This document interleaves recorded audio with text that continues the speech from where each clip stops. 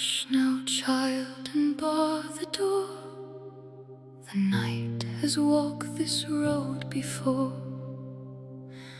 Draw the curtain, dim the flame, and pray the dark forgets your name.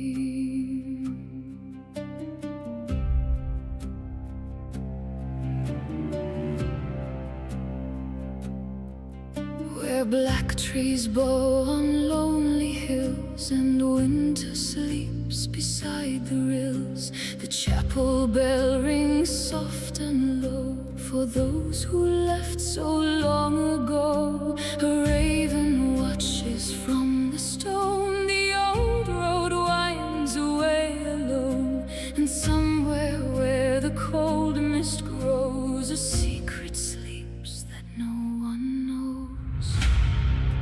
When the dead wind blows, when the dead wind blows, keep your candle burning where the darkness grows.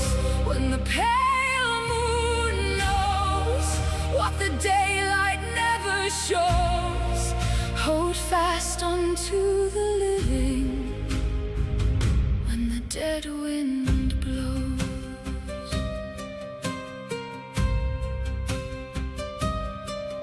There are footprints underneath the moon that walk as man and change too soon. There are voices underneath the mirror that call your name but sound unclear. There are windows glowing after 3 in houses where no lights should be, and ancient books that wise folk close when the dead wind blows.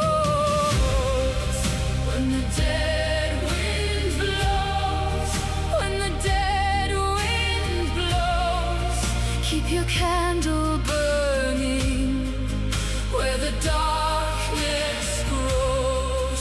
When the pale moon knows what the daylight never shows, hold fast unto the living when the dead wind blows.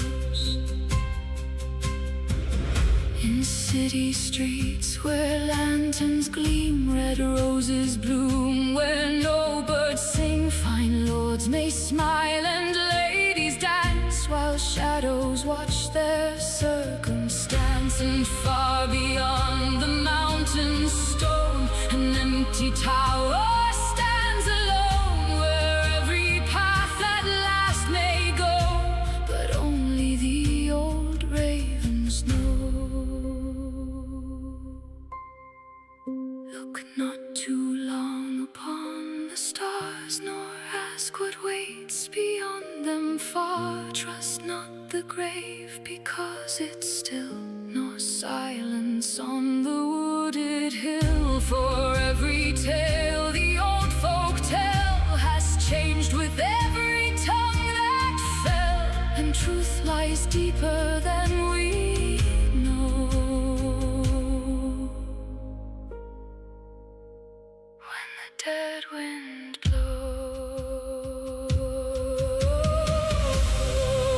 when the dead wind blows, when the dead wind blows, keep your candle burning though the darkness grows.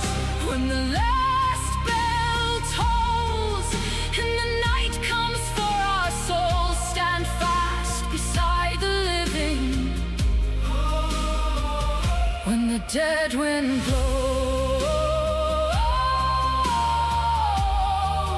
Hold fast unto the living though the road be dark and cold, for dawn may yet remember us when the dead wind blows. Hush now, child, and bar the door. The night has walked this road before. Draw the curtain, dim the flame, and pray pray the dark forgets your name.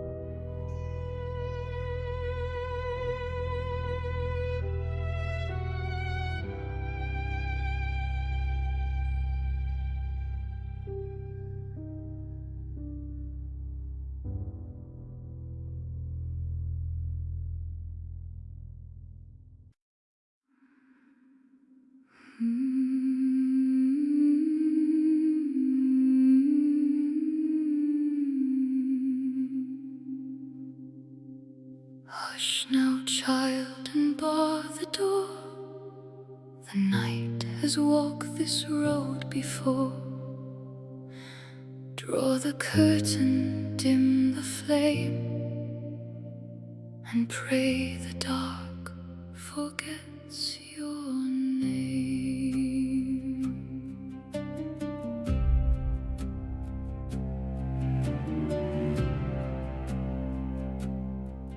Where black trees bow on lonely hills, and winter sleeps beside the rills, the chapel bell rings soft and low for those who left so long ago. A raven watches from the stone, the old road winds away alone, and somewhere where the cold mist grows, a secret sleeps that no one knows.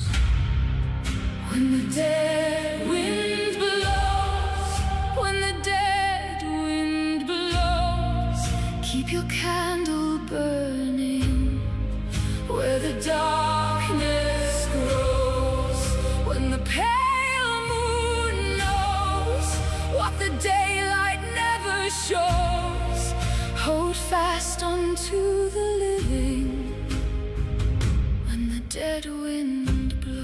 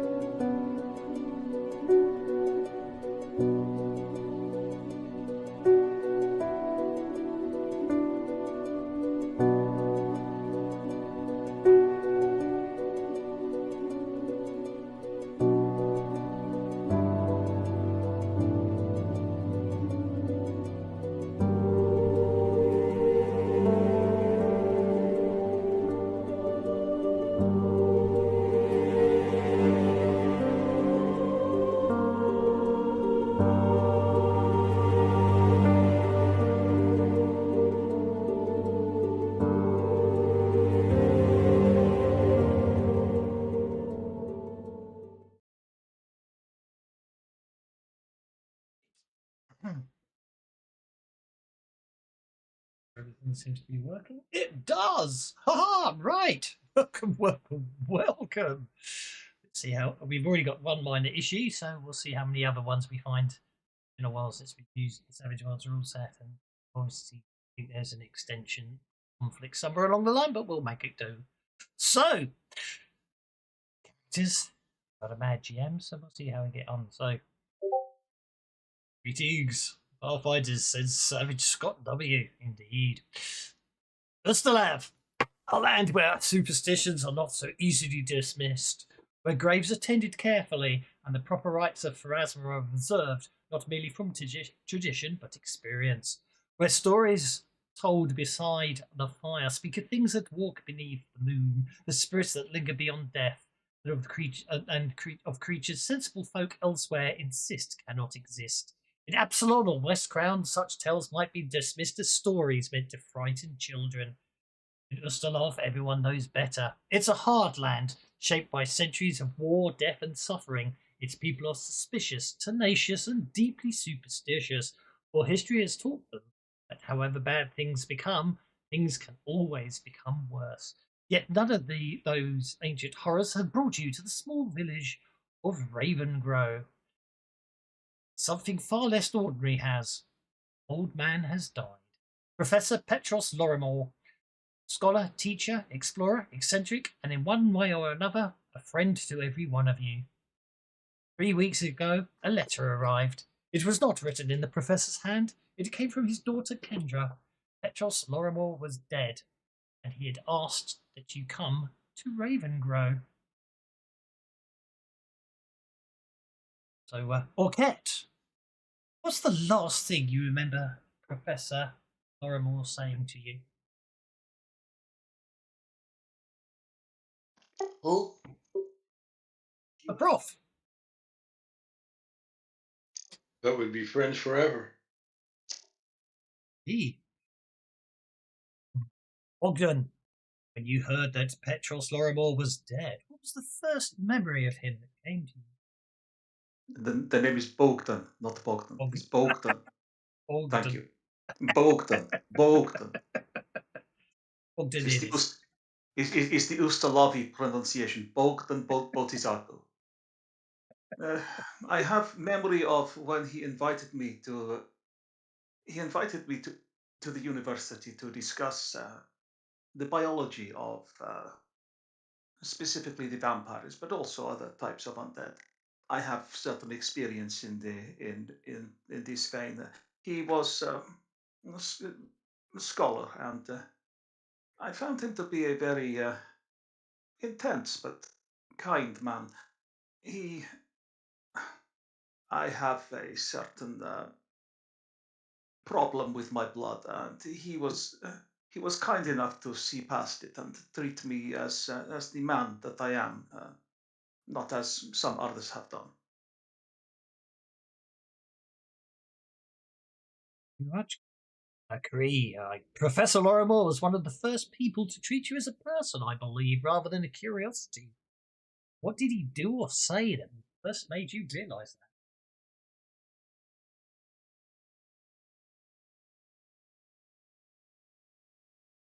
You lost Cree already.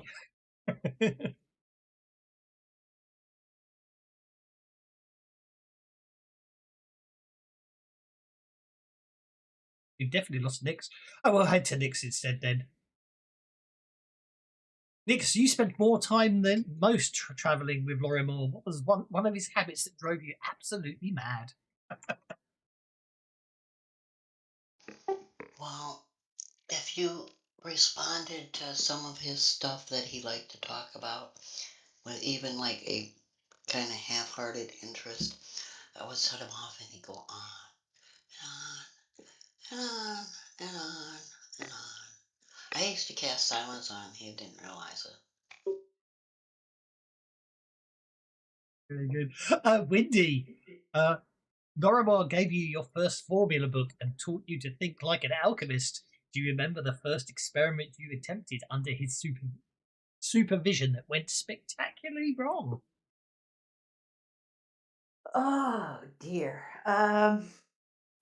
We had I took the two chemicals that blew the wagon up when I was traveling. Tried to recreate the effect, and it was uh, just plain alcohol and this funny white phosphorusy stuff, I guess, and we put them together and we blew up half the lab. So I think that was our first, my first experiment. So I've still been practicing with that and reducing the amount of phosphorus versus the amount of alcohol each time. And I think I've pretty got it down to a pretty good size boom without too much boom. So that was Wonderful our first stuff. experiment. Wonderful I think stuff. I have my microphone Oh, you working have now. your Yes, you microphone do. is working now. Okay. I have no idea what that was. I'm sorry. I'm sorry. What was the question? The question, I'm gonna have to go back to my notes. Hang on a sec, because I Sorry. wrote it. That's So, okay. something Oh, about first person Professor personally Lorrimor was the treating. first person to treat you as a person rather than a curiosity. What did he do or say that first made you realise this, or that fact that he was treating you as a person, not a curiosity? I think the one thing that I remember clearest is he asked me what my name was. And it was with that that I realized that he was going to treat me as something more than just a weird looking plant. Oh, that's awesome. It is very That is really awesome. awesome. Well done. That's a Benny. That's a Benny. That's the Benny on top of the Benny everyone else got, I think. Is that clownfish or something else? Yeah, This is. clownfish. Yeah, uh, clownfish is good.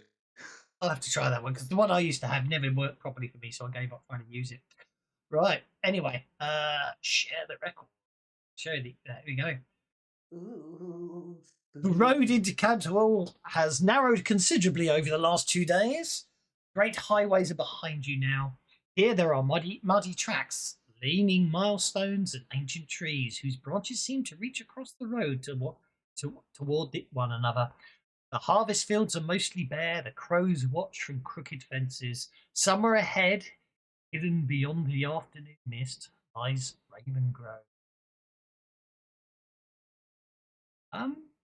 So, did you travel with anyone interesting on the journey here, Orcat? As crossed into to Ostalav and across Ostalav, did you any interesting events or occurrences? No, just plain riding. Me bum sore. Be good. I like it. So you're a real sore ass, are you?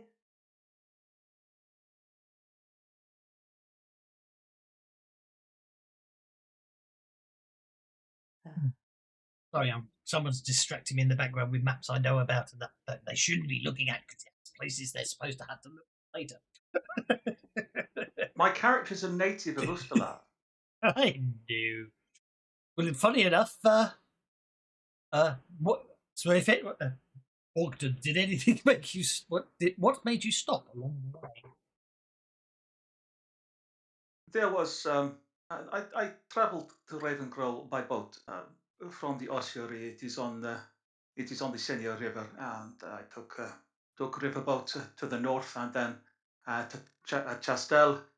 Found another riverboat heading upriver along the Vistia River towards Lake Lias, where Ravengro is. But there was the the southern Shadowwood borders on the Vistia River, and we were one night howling of wolves, and well, we were quite far from from the banks, as anyone sensible would be, and not traveling at night, but far out in the river. Somehow, these large dire wolves made it across, leapt from bank onto the boat, and it was quite a fight, let me tell you. I sent many of the souls of the wolves to Pharasma that night, the Lady of Graves. What was worse was having to fish them out of the river, for you cannot bury even dogs in the water. It is just not right. They must be buried in the soil.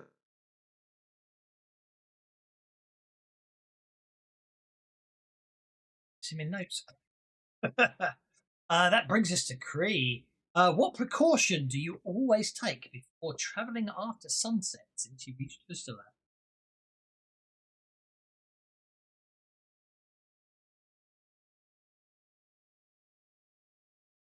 I mean, every time you stop I speaking. tend to try and find a nice tree to climb in and avoid traveling at night.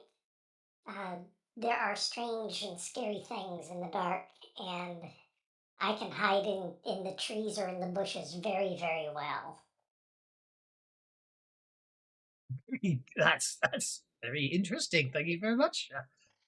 Nix, what about returning to Ustaloth makes you uncomfortable? Well, when I left Ravengro, there were some people I'd rather pissed off. And I'm hoping that, the extreme circumstances they'll have forgotten. And indeed, last but not least, is there one Ustalav superstition that you follow, even though you insist you don't?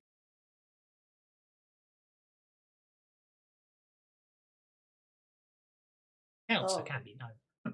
I, I assume that question was for Wendy. It was for Windy, yes. Okay. Yeah, I always go. Oh, when visiting, always go out the same door you came in. Sounds wonderful. Now, type this bit before half of you finish your backgrounds, and some of you've already been here, so only for some of you, I suspect, those that have never been here before. The first sentence matters, but we'll go with it anyway. Ravengro is smaller than some of you expected. Slate roofs emerge from the mist. Thin columns of wood smoke climb up chimneys. Somewhere, a dog barks once and abruptly stops. Conversations quiet as you pass. Curtains move behind the windows. An old woman makes a small gesture against ill fortune when she thinks you aren't looking. At the Lorrimor residence, a young woman dressed entirely in black waits beside the gate. She looks exhausted and she's clearly been crying. Yet, when she recognizes the first of you, she manages a smile. You came. Kendra, Lorrimor takes your hand. Father said you would. Who should we go with first? Actually, I think I am intrigued by this one. I want to hear it. So, Orchid, Father said that if you ever met, I should ask you about the frying pan.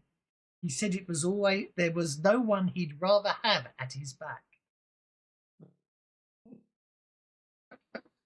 Well, he was talking about time our camp got attacked, and I defended the camp with frying pan and cleaver.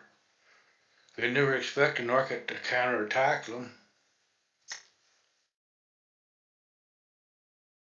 Everybody thought it was funny the next morning. Well, indeed, my father always speaks about your frying pan, and I've always wondered. Thank you. Bogdan, yes. Father spoke of you often. He said you understood better than most why the dead must be allowed to remain dead. All who live must face the judgment of the Lady of Graves. That is the way of things. All things end, little sister. Your father is no different to any other. Now that he is gone, we will lay him in the ground. The rites will be said. I'm sure you have your own priest, but I will give a personal prayer to the lady on his behalf. I know that the saying is, not this year, not yet. But for your father, Pharasma's sands have run out. The lady shall keep his secrets now, and he will move to his judgment. I believe he was a good man. and he will find his way into the more pleasant parts of the boneyard. Your words do appear to comfort. Cree, when you arrive Kendra, a smile appears on her face as you approach. She, she probably subconsciously slightly crouches down before she necessarily realizes what she's done. But she seems quite sincere as she says, "You must be Cree. Father wrote so much about you, though I think by the end he'd stopped thinking you of something to study and started calling you his friend." Yes, he was the first one that really saw me for who and what I was. And our friendship developed quite strongly. I mean, that's part of the reason why I have named my weapon teacher, is because he taught me many things, and I hope to learn more. Even though he is dead, I hope to learn more from him. Indeed, may he teach us for years to come. Nix, thank the gods. When I sent the letter, I prayed you come. Father would have wanted you here. Well, I feel kind of bad. I'm hoping that the issues that arose when I was here before didn't like speed his untimely passing. Yes. But there's another. Ah, Windy, of course. Father always said that one day your curiosity would either change the world or blow a sizable hole in it. I'm so glad you. Well, I I couldn't be anywhere else, Kendra. I am so sorry for your loss and for mine as well, because he meant a great deal to me. He inspired me and told me that um, I needed to uh, stop just being a merchant and go for my true calling. And I've been mixing a bit of this and a bit of that and seeing what happens ever since. And I am so grateful to him. So I couldn't be anywhere else. So after a few moments of pleasantries and stuff, Kendra says, "I'm sorry. I wish there was more time." She looks towards the road. They are waiting for us at the restlands. You all take the quiet and solemn walk through the village or slash town of Ravengro, across the river, and over to the north of the town, and then you take the road to the restlands. At the gate of the restlands, Kendra finally stops.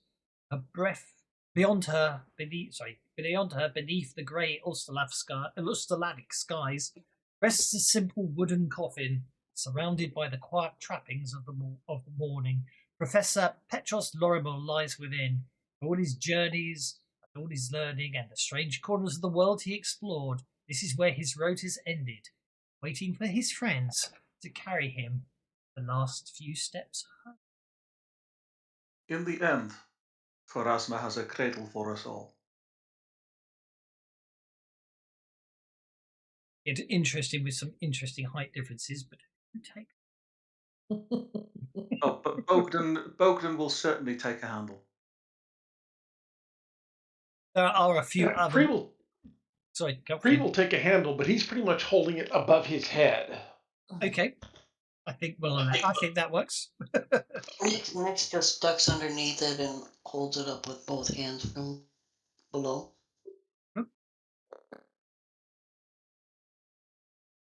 Wendy'll definitely take a handle and lift.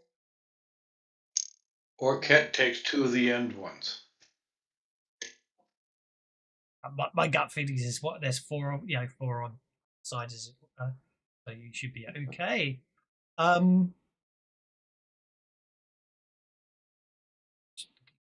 Where we going? Okay. as you all quietly lift the coffin and start the walk up the hill, the centre of the cemetery hill at the centre of the restlands. Kendra, the deceased's closest living relative, has the job of leading your somber procession through the Dreamwake, a gravel pathway that winds through the cemetery. You know that according to local custom, that his name, the priest and the gravediggers will already do not take part of the procession, and they will be waiting at the graveside up on Cemetery Hill. As you reach the halfway point along the Dreamwake, rounding the corner onto a path called the Eversleep, you see the way ahead is blocked by a group of surly-looking locals.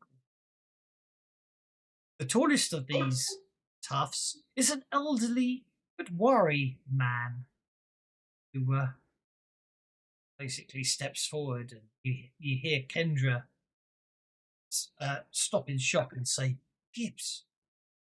He speaks as soon as he walks forwards towards you. "That's far enough. We've been talking. We don't want Lorrimor buried in the restlands. You can take him upriver and bury him there if you want. We ain't going in the ground here." Kendra is swift to respond, her sadness swiftly transforming into anger. "What are you talking about? I arranged it with Father Grimborough. He's waiting for us. The grave's already been..." "You don't get it, woman. We won't have a necromancer buried in the same place as our kin. I suggest you move out now while you still can.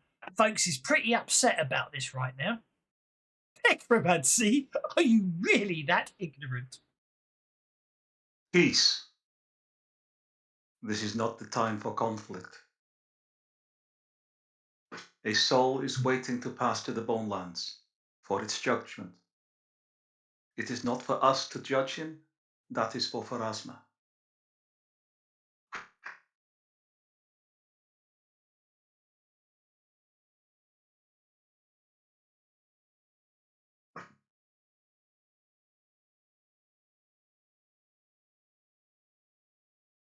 Okay, well, I found my first bug of the day. Hooray!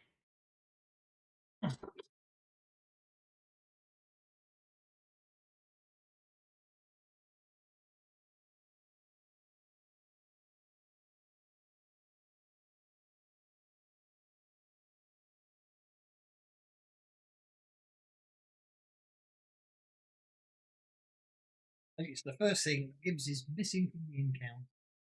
Uh-huh. Gibbs. Could be because of the way they've listed it. But he really should be listed seeing it. So.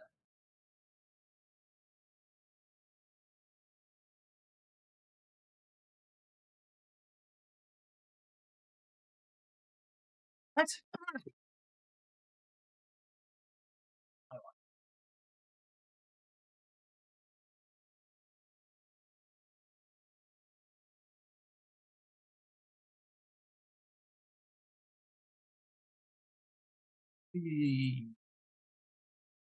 So, sounds like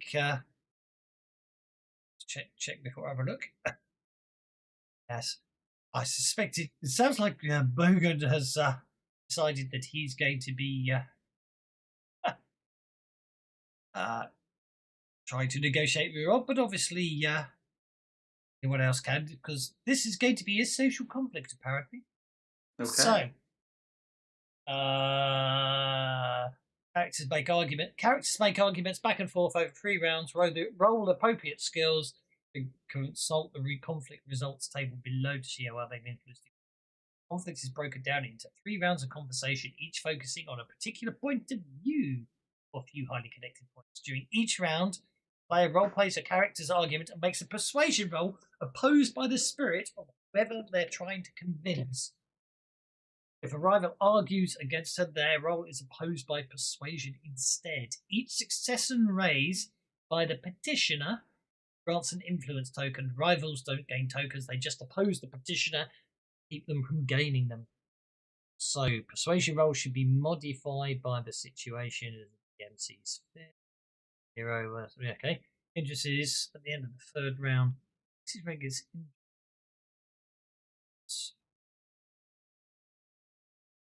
Does say the characters argue. I think the point is, I think the point being is one person is usually the spokesperson, but other people can back you up making pertinent Support role. points. Yeah, but they can role play their support roles, is what I'm trying to say. Make Oh, pertinent yeah. points themselves. Support roles or make the other person distracted. Indeed. So, I think it's the way to go. So, it would appear. So Gibbs and this mob of rather surly-looking individuals don't appear to want to let you bury the professor here, unless anyone else feels they could possibly do a better job at convincing Gibbs to back down. Which, of course, you can decide amongst yourselves who you feel your best spokesperson is. It's up to you. Who wants to be spokesperson? I think it's her because somebody in the crowd might recognize her. I would like to put forward that for this particular social conflict, Bogdan would like to use his faith skill rather than his persuasion if he can, because he's effectively making an ecclesiastical argument that it's Pharasma's job to judge people once they've died, not the job of the living. And he's treating this as an ecclesiastical matter because he's a priest of Pharasma.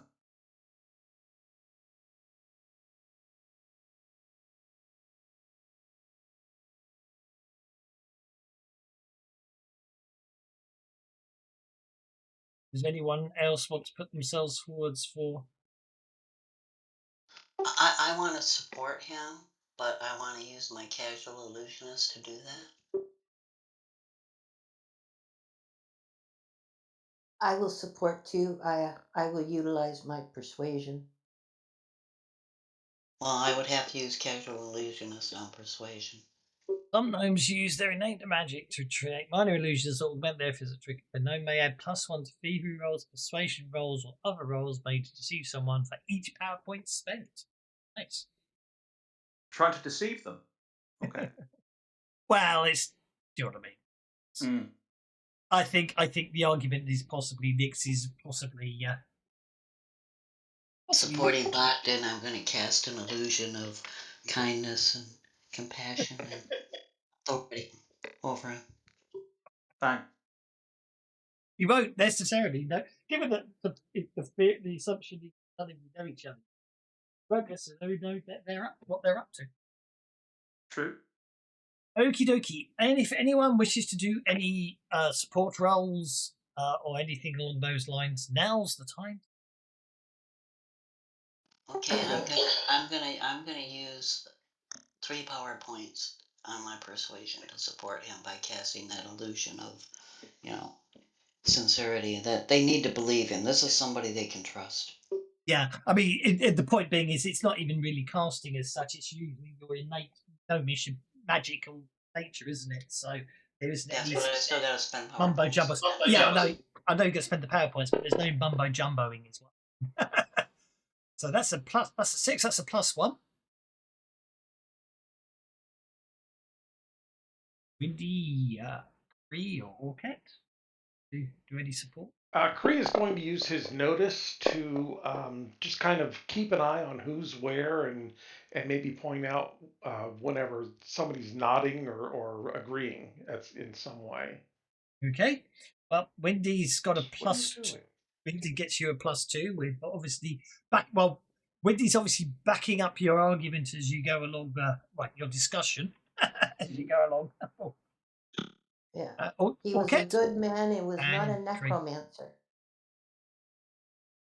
He was a professor. Let's have your what roll? That's a +1, which that gets the max bonus of +4. But Orcat, what are you up to? Orcat is going to look very nasty and menacing and use her intimidation as opposed to persuasion, and look Okay. down at these things and say, you really not want to do this. I think that's perfectly reasonable. Please go for it. Right. Wonderful stuff. Orchid standing there looking quite intimidating. I make that a +4 bonus to your faith roll. If Orket does that as a test and they fail a spirit roll, then Orket could make them She distracted. could only test one of them, though. Yeah, but that you she only has to test the leader. she only has to test the leader, Gibbs. Yeah. Yeah. So do you want to turn that? True, That's a true. good point. Are you trying to intimidate their leader, Orchid? That I should. Yeah. I'll say yes to that, but I'm also going to put a Benny on that because I want to get something better than a 4 if I'm going to do a test. Understood. Go for it. Yes, I love that 6, baby. Oh, okay. So it's your 9 versus Gibbs's spirit.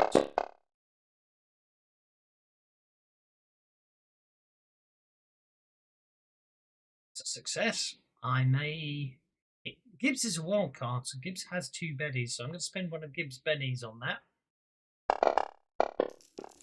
And it's still a raise. So that distracts him. Indeed.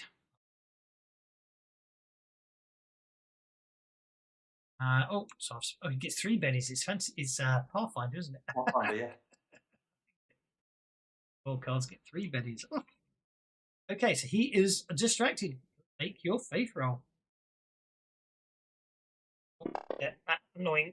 I don't know if anyone. I don't know if it's just me that's getting the error message about the action deck module not loaded when it is.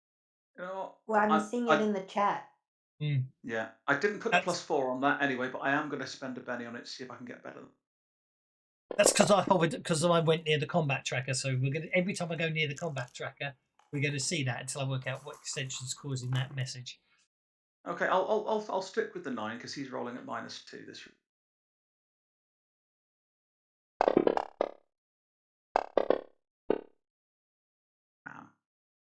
Okay, that's a 7.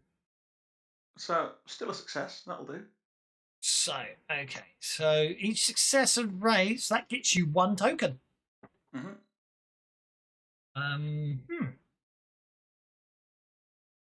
Yeah. Okay, I'll just remember 1 token.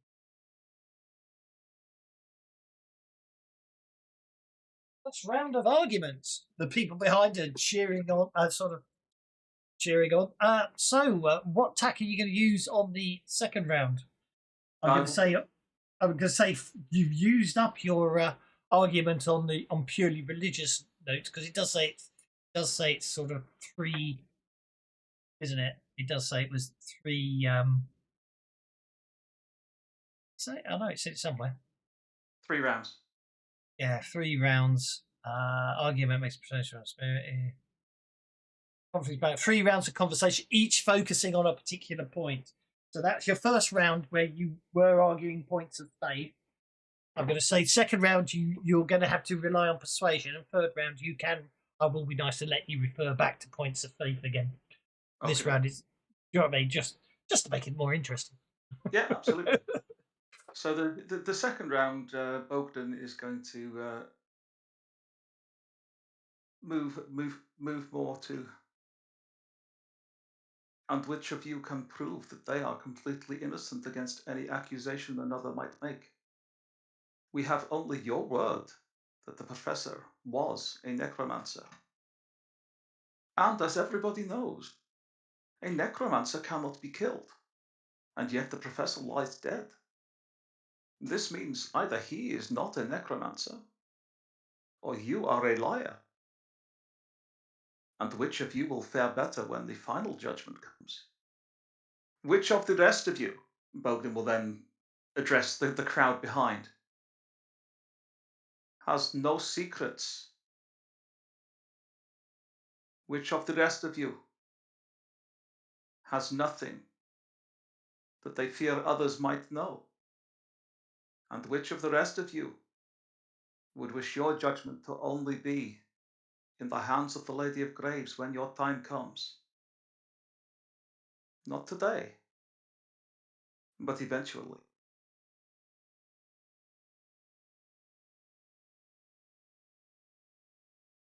Okay, Are we still supporting him? you are. Mm. So how do you want to support him this round?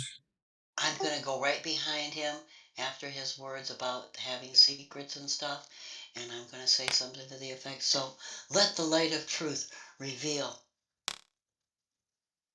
what you want to hide, and I'm gonna cast light.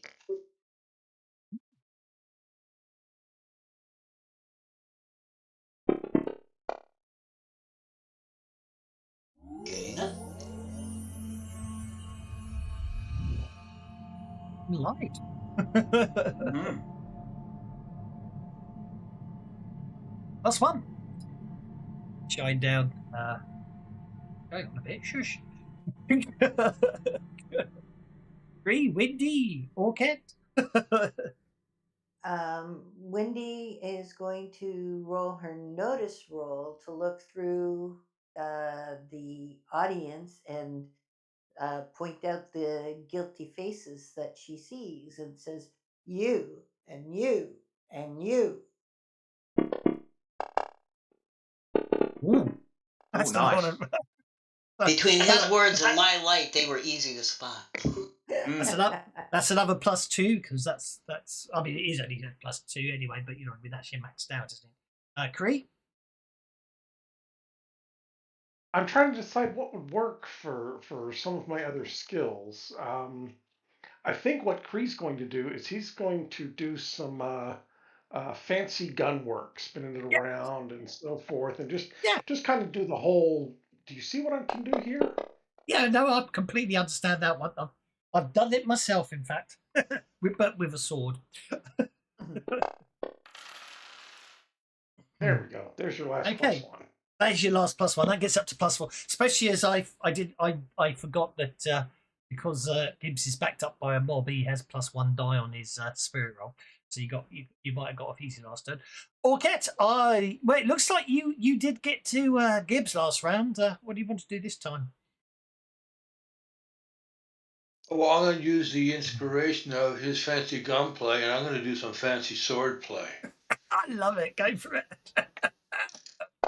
Kind of playing off each other. Yeah, yeah. Yeah, yeah. Oh my god. Oh, Oh, sweet. you've got to make him distracted this time. Whoa. Yeah, Well, okay, you've that's watched the way band majors spin that baton at the head of a marching band. Can you imagine a 6-foot orc doing that with a 4-foot sword?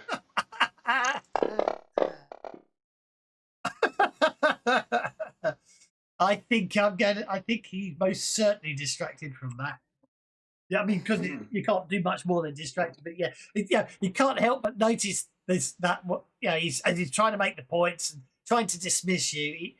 All he keeps doing is just glancing over Orquette's very impressive sword display. I mean, don't get me wrong, Kreese doing the whole spin the gun round and pop it back in the holster and all that, but it seems to be Orquette is where he's keeping his eye at the moment. Mm. Okay, okay, Bogdan, it's time to make your roll.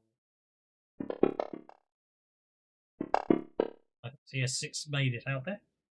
13. Are you happy with 13? It's not likely to get better than that. So let's leave it at that. Okay. Gibbs will spend another one of his bennies. He's got 3 bennies, one to use around. He gets a 4, so you get 9. That gets you a total of 3 tokens. Mm-hmm.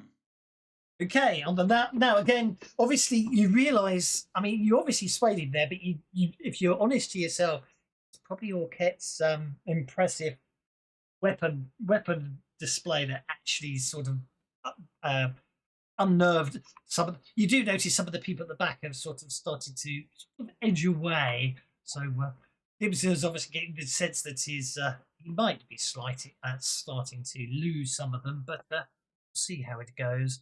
Do you think maybe you better flip back to matters of faith this round?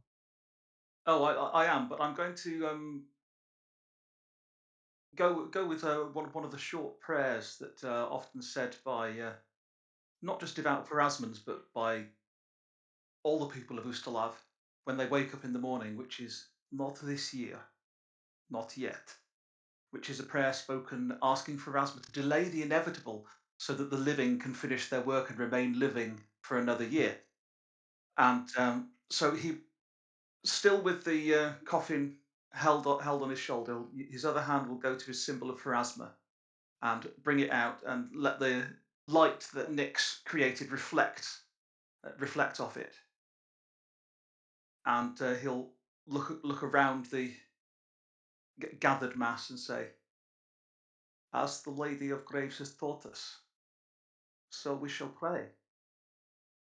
For while the Professor, for him the sands have run out. For us, we say to the Lady of Graves, not this year, not yet." And then he'll look out at the crowd as if, in the way that a priest does when they say the prayer. It's your turn. You do the response. You say it back now. Mm.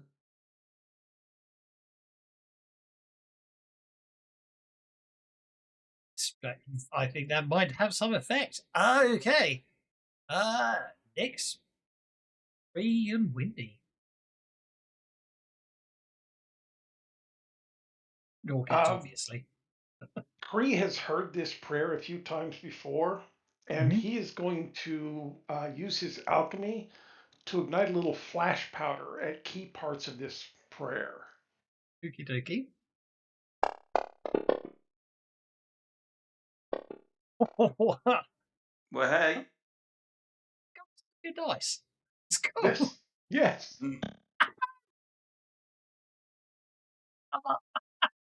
Because I knew they had all the standard classes. I didn't know they actually had the gunslinger. That's brilliant. A 9. Well, I make that +2. Mm-hmm. And Nyx is going to go on the whole theme that she's been backing him up with delusions of goodness and the light of truth. And so now she's going to speak up and now let the winds of judgment knock down those who are of ill intent here. And she's going to blow her havoc, which, if you see the name. As a cantrip, obviously, not as an offensive weapon. As a cantrip. Yeah, that's what I figured, just to whip the wind up, yeah. But yeah, because her havoc is a black wind. Yes. Knock them back. Then what you need to do is make it swirl around like a spiraling comet, which is the symbol of Pharasma. Basically. What he said. Sounds good to me. I'll make that +3 bonus. That brings us to Windy.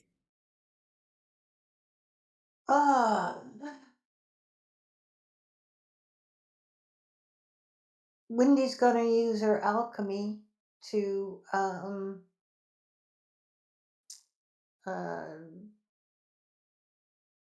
toss out a small one of her small bombs as a cantrip and make a big, well, not a big kaboom, but a small to assist Kree's sparks. She is gonna make a couple of bangs to go with those sparks. Yep. You frantically, with your one free hand, you frantically dip into your pockets. Mm-hmm. No problem at all. Pull out a little bit of this and a little bit of that and see what we get. Oh.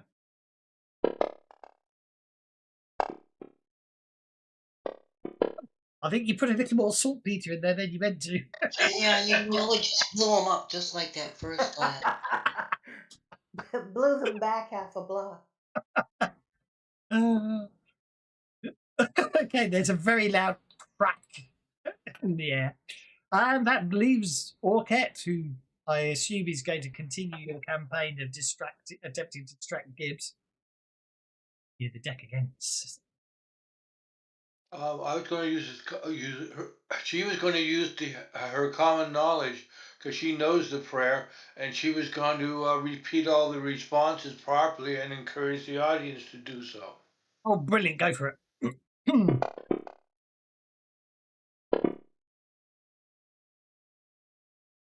Wonderful stuff. Oh, I think it would be.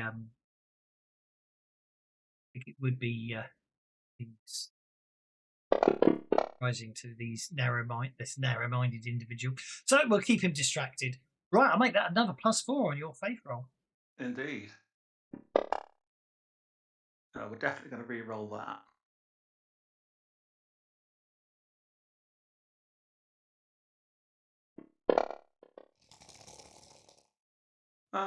We'll give it one more re-roll because I think we can hopefully do better than 10. Oh, me. Can we spend a Benny to give a Benny if we need to? Yes. Okay. Looks like I'll stick with the 10 then. Stick with a 10. Okay, let's see what I get. I get Oh dear. Yeah. 13. Fine. So, do you? I mean, obviously, because of the nature of the metagaminess of this, there is nothing stopping you now spending a penny to try and beat a 13, is there? No, there's not, and I will. And what I'm going to do as this trapping for the Benny is not put in plus 440,444. Bogdan is going to start to sing a funeral march and take a step forward. So, Dies irae, dies illa. Oh, there's an 8. That'll do. It's an 18, which is a single success, which means at the end of this, you end up with 4 tokens. Against the 13, that's with a raise. Salve seclum in favilla. So no, it's only Okay. 4 different. It's only 5 points difference, and that's a single success, is what I'm saying. No, it's a raise. It's a raise because it's Yeah. 5 points difference. Of course, I'm Yeah. being stupid. Ignore me. So that's actually 2 points. It is. Doesn't make any difference. 4 to 5 is the same result. Oh well. The thugs calm down and suddenly. Well, that's 6 though, isn't it? 1, 3, and 2 is 6. No, one. Sorry, it was 1. Then you got 2 to get a total of 3, and now you got another 2 to get a total of 5. I thought we got 3 on that last one. Did we not? I was doing it cumulative. No, I thought in the same way as we just got 2, we got 3 because we beat it by 5. And no, not by 5, by 9. Okay, you're on 6. Right. Anyway, doesn't make any difference. Wait, it does make a difference having 6. The thugs calm down and suddenly I'm obviously half asleep. The thugs calm down and suddenly disperse, shooting venomous glances at the 5 of you and Kendra, but leave the cemetery nonetheless. Nevertheless, I should say. Allowing you to continue up, so I don't need the coffin tone.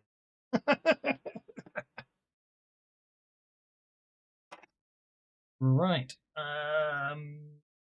If the folks manage to, I was going to make a.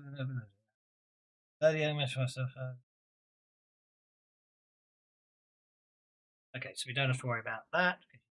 Kill any of them. Okay, once you've dealt with. Okay, Kendra thanks you profusely, apologizes for the assault, and then. Apparently, there's some attending counsellors who are obviously caught up behind you. Profess shock at the attack and indicate they recognise the thugs as local farm hands, all of low character. Anyway, you continue up the hill. Where, Bogdan will continue singing the Dies Irae. Father Grimbarrow waits beside the open grave, an elderly priest in the sombre vestments of Erasma. He watches the approaching coffin in silence, his weathered expression severe but not unkind. Only when the procession greets him does he bow his head. Bring him forward. Petros Lorrimor has travelled far enough.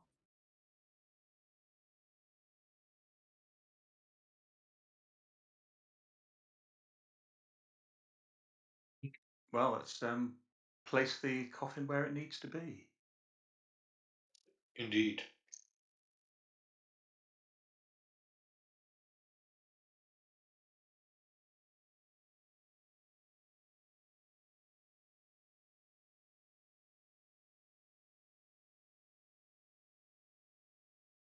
Was it the burial?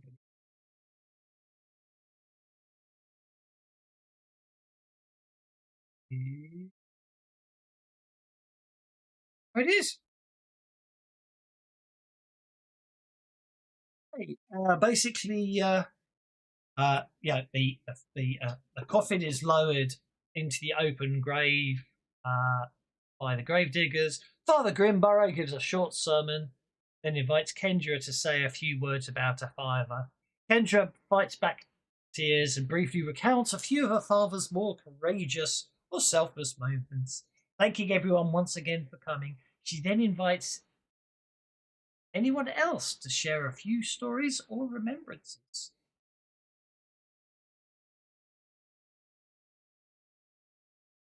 Orchid steps up and relays some of the more entertaining and fun part of the time she spent with the professor exploring the ruins after the war.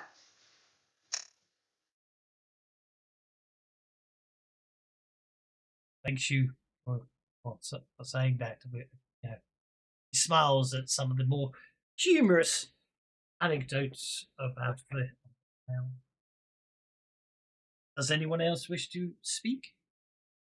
Bogdan will step up and will speak of the professor's knowledge and his learning about the trials that Ustalav has, and how that he looked towards the truths behind the superstitions so that he might understand them better. Every good Ustalavian knows that superstition is merely a way to understand the world in which we live. The professor sought to understand the way that we understand, so that we might have a deeper knowledge of not only the world, but ourselves as well. And then he'll bend down and pull out of his pouch a needle and thread, which he will then drop down onto the professor's coffin and say, to mend anything that has broken your way to the afterlife. May this lead you well to the boneyard.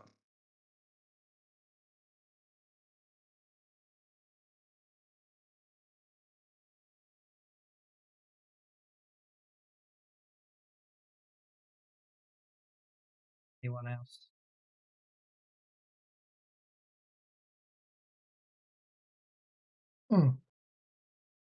After the funeral is over, and Kendra has said her goodbyes to the other guests, she invites the five of you back to her home, so recently her father's, for a drink and to hear his last will and testament.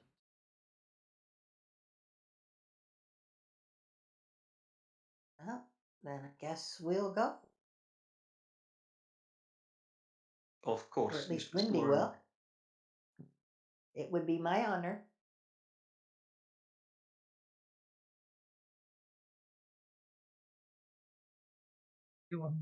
Orchid nods and backs up the cart. Coming last. Okay.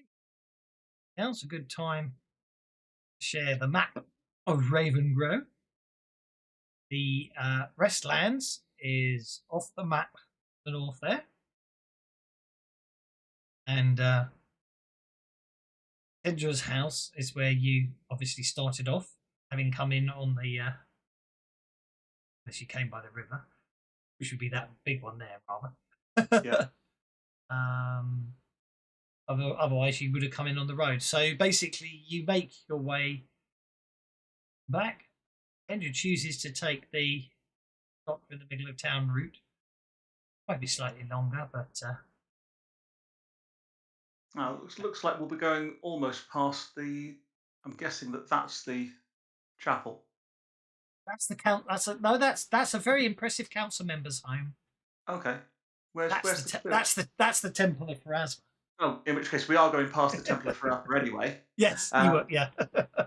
So, assuming that the priest will be coming this way as well, Bogdan will make sure he introduces himself to Father Grimshaw and lets him know that he is a fellow priest of Pharasma. As you come back this way, you notice there's a posting pole by the temple. Um, there's all sorts of messages pinned to it. Obviously, don't have time to peruse them now. Um, apparently, I do believe there are. Yeah, there are. Well, I thought, for some reason, I thought I read five, but I think it's five. Um, one there, up there. Else can't see right now, but that's okay. It's just obviously what they use. But obviously, the Father Grimbarrow nods as you introduce yourself. Talk. You are both able to talk at length.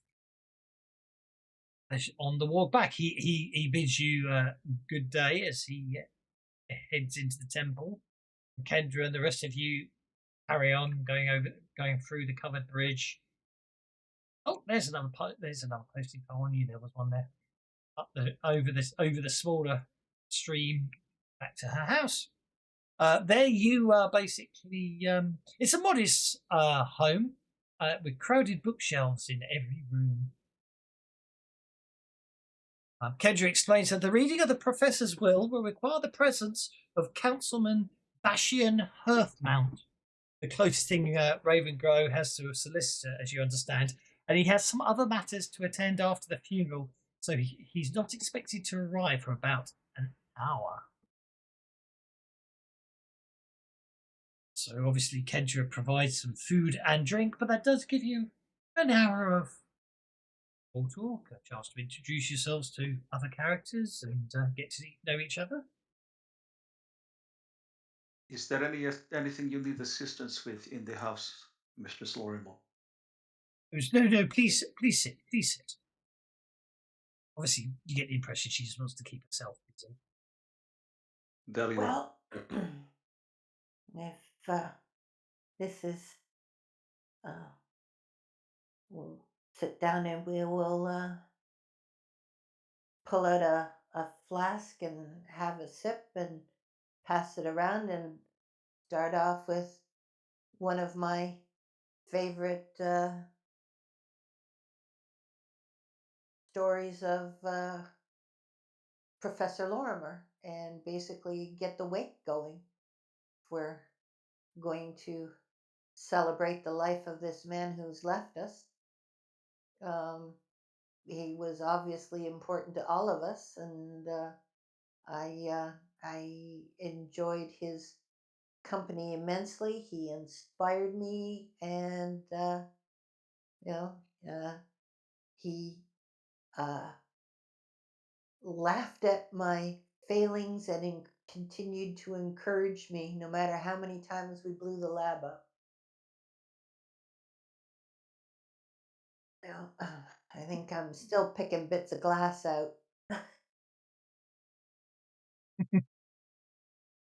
Bogan stays standing rather than seated, but he will, as the flask goes round, take a nip from it. And he keeps his hood up and his face shaded by his hood, even inside near the warmth of the fire. The professor was a good and learned man. The world will be lessened for his loss, but those of us that remain, we can continue his legacy. To understand and to make sense of this strain.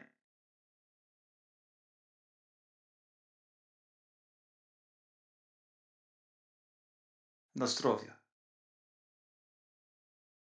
And he'll take a sip and then pass the flask or hold the flask out for someone else to take. And anyone that's looking will see that the skin of his hand is very, very pale, to the point that it makes Nyx look like she's got a suntan.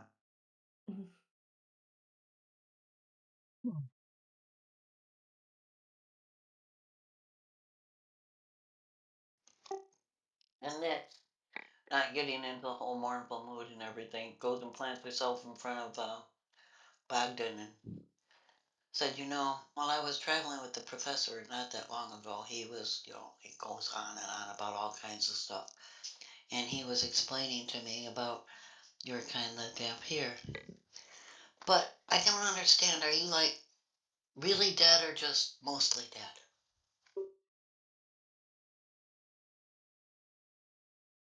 What is it? Oh, yeah, Bogdan almost When what?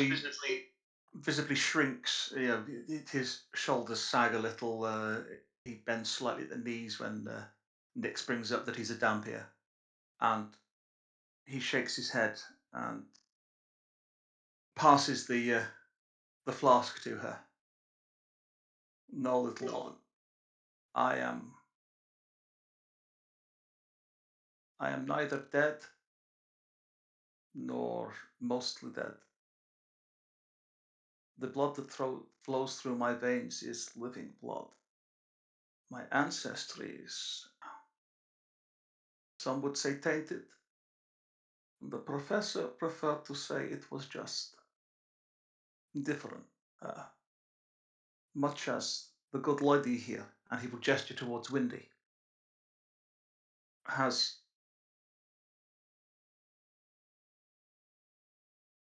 other blood in her veins than human, but it does not make her any less a being worthy to be accepted as any other. She has a soul that will eventually pass to the boneyard. Even this little one here, and he gestures with his other hand to point at Cree, while he was created by a priest of the woodlands, his spirit is still invested in his body. His soul lives. And when his time comes, it too will be judged by the Lady of Graves. We are all part of the same cycle of life. There are those creatures that break that cycle, that trap the soul and do not allow it to take its rest. The undead, somewhere. I have a sire who was one of these creatures. But none should pass the sins of the fathers to the child. And then he folds his hands back into his cloak. Well, Nick's passed on the bottle, just waved it on to the next person. And she goes, "Well, no, no, I meant no offense. I just, like I said, the professor would go on, and I really only half listened, and then being immediately distracted. Is Kendra still in the room, or did she wander off?" Kendra's probably out sorting out some food and things for you. Well, then she's gonna follow on with not being rude about the damn peer being maybe dead. It's like, so does anybody know what killed the old professor? I mean, I only left him like 6 or so weeks ago, and we just buried him. I'm not sure exactly how he died because Tack is her middle name. This is not something that I know. I know only that his daughter sent, Mistress Lorrimor sent a letter saying that he had died, and I was requested to show my respects, which I have come to do. Well, no, I asked because when he was in Tom, that's where I met him, and he'd gotten fallen on by some thieves trying to steal something he said was important, and I asked, me and some friends of mine escorted him back here after stopping them the first time, and they tried a few more times, and I was just wondering if it might be connected, if maybe they finally got to it. Well, this may be a question to ask his daughter. It is perhaps not one to ask just now. Oh, well, Nick, well, in that case, and Nick takes off out of the room to go find Kendra.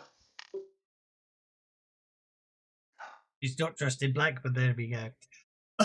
Oh, my. There's probably a stifled cry of surprise outside, and basically all that Kendra basically. So as soon as you asked that Cree wagon, works his way over next to Bogdan and taps him on the hip.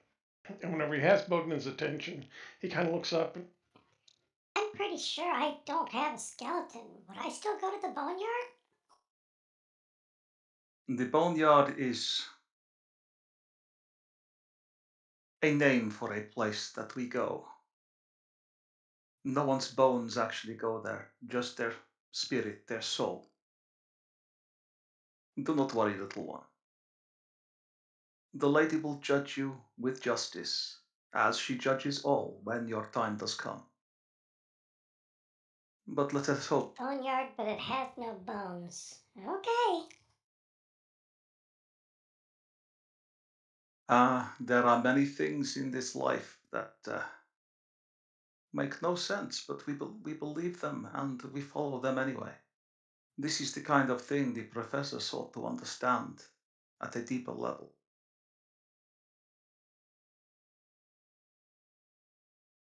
Yeah, that's why I was on my way up here whenever I got news of his death. There were some things that I wanted to ask him about, and they were definitely weird. Maybe not as weird as a boneyard with no bones, but still kind of weird. Well, mm, perhaps you can find someone else who will give you the understanding you need. The professor knew a great many things, but one thing he always said was every day one should learn something new. The day one stops learning something new is the day one is dead. But I think perhaps his spirit will still learn something. He, uh, he was that kind of man.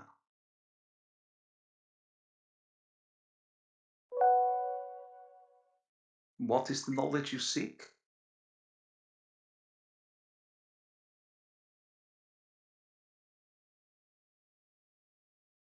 Well, one of the kind of strange things that happened, and this is pretty recent since I made it here into Uslava, is I was walking along and there was some fog. I mean, that's kind of normal for the area, but I noticed there was something kind of walking beside me, and I thought it was just like stirring up the mist, but it was actually the mist was walking beside me. And I know you're not supposed to talk with strange things, especially when you're in the wilds. So I just kind of kept my eye on it, and it followed me for an hour or so, and then turned off like it was cutting off on a different path. And I wanted to talk to the professor about that. I would say you have acted wisely. It is indeed best not to speak with unknown things or give them your name. I know something of the creatures that stalk the mists of Ustalav. This particular thing is not something I have encountered, but perhaps you should write a journal. The professor wrote everything down, you know. Maybe, and he gestures at the books round the walls. Maybe something here will give you the answers you seek if Mistress Lorrimor will allow us to peruse the professor's books. But that may be for after the reading of his will. Howdy says, let them bennies flow. So they shall. Thank you. Thank you. Councillor Vashian arrives precisely on time. You can easily tell he doesn't completely approve of strangers being involved in local matters. He keeps his comments to himself, focusing his involvement entirely on reading of Petros's will. That said, as the councilman's coming in, Kendra at this point seems very says we need to go because the councillor's here, but she does look a bit concerned at you, Nick. I'd like anyone who happens to be in the who decides they're in the vicinity of the door when Kendra opens it to the councillor to make a notice check. Well, since Nix was talking to her, and probably is right behind her. That's absolutely fine.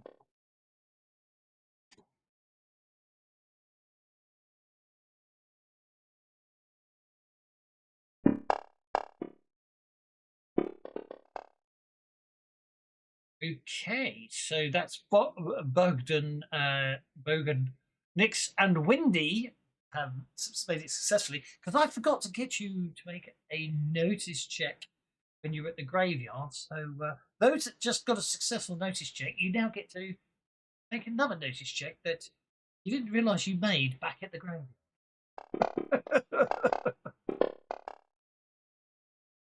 And all three of you. Okay, what you notice is basically when you were up at the graveyard, you noticed there was someone watching you carrying the coffin from a distance, hiding amongst the tombstones in the restlands. You didn't think much more of it, and obviously when Gibbs came along, your focus got somewhere else. What you do notice now is the same individual seems to be lurking out in the dark outside. It's daylight actually, isn't it? It's still misty, lurking around and basically staring at the house. However, when the door opens, he turns and runs away, but he cries out something very faint. He runs off. You barely hear it, but you do hear it. The beast has many legs. The beast has many legs.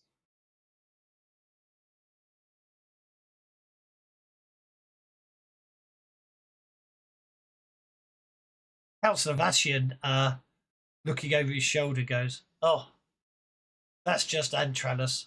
Pay him no mind. He's one of the unfortunate types, and his mind is not there.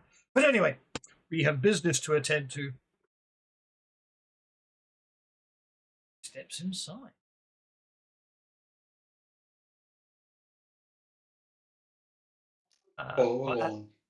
As the councillor starts setting up everything, Kendra sort of quietly whispers to you all that she's not sure what's contained in the will. Since she mentions that it was her father's stipulation that all 5 of you must be present.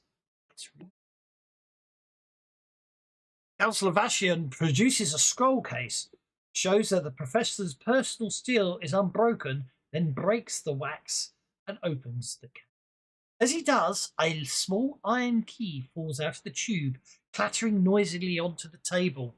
Undaunted by the key, the councilman begins to read, eager to be done with the business and get back up. I, Petros Lorrimor, being of sound mind, do hereby commit to this parchment my last will and testament. Let it be known, with the exception of the specific details below, I leave my home and personal belongings entire to my daughter Kendra. Use them or sell them as you see fit, my child.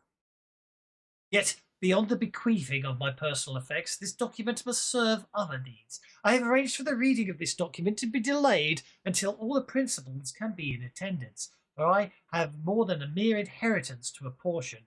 I have 2 final favours to ask.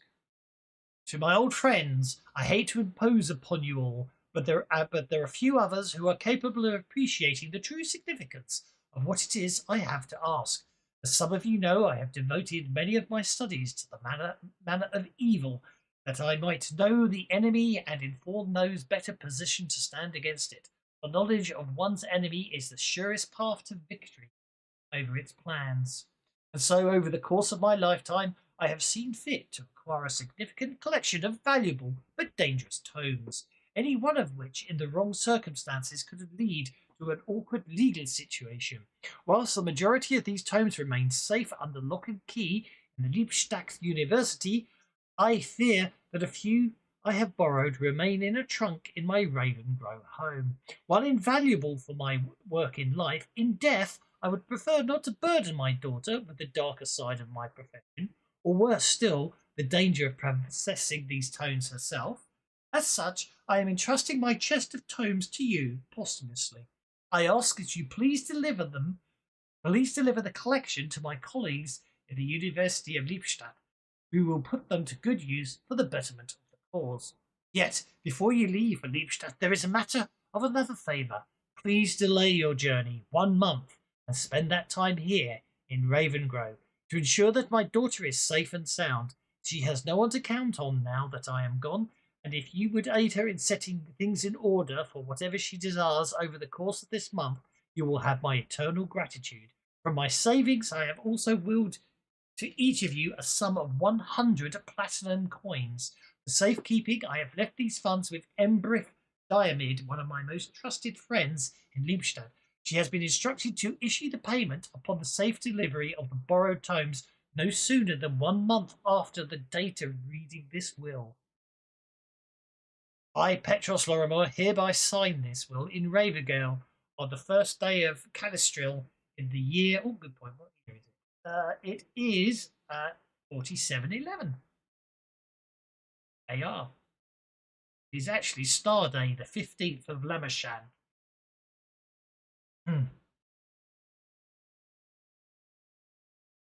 So he signed, yeah. Okay, we have a problem. Yes, We are supposed to stay with Kendra for a month, yes. but we have to get the book to No, we have to get No, Liebstadt. the no book has to sooner. get there no sooner than a month after the date of the reading. Oh, okay. If we turn up within a month of the reading of the will, we don't get the money. Okay. Because he asked us to stay here for a month. That's his way of ensuring that we abide by that, I'm presuming. Which Yeah. strikes me, first of all, this kind of, is how he has some really strange stuff that a lot of people would be willing to kill for, as I can attest to. The councilman coughs and starts talking over the top of you, Nix. He looks at Kendra and says, well, that's, my duty is done. I shall leave it to you. Kendra thanks him and dismisses him, putting on a brave face. Thanks all for coming, and informs you that she needs at least a few weeks to decide if she wants to sell the family home or remain here in Ravengro. In the meantime, as stipulated by the will, she asks you to remain as well. And she's saying all this as she's trying to get the councilman out of the area. Obviously, she as she goes outside with the councilman, Nick, obviously you are free to continue to talk over you, but the councilman was not about to hang around any longer than he needed to.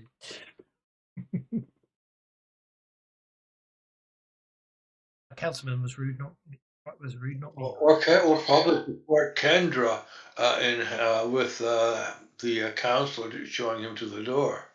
Okay. Nick's is going to comment on the fact that this is not the least bit surprising because given the fact that I'd only left Ravengro. It's only been under 6 months since I met the professor and Tom, and they were trying to um, steal what he said is a manuscript he'd recently found in his journeys from him. That I suspect that manuscript should still be among the papers he wants us to get to Ubstat. And then I'm going to whisper to the others, and by the way, I think he was murdered.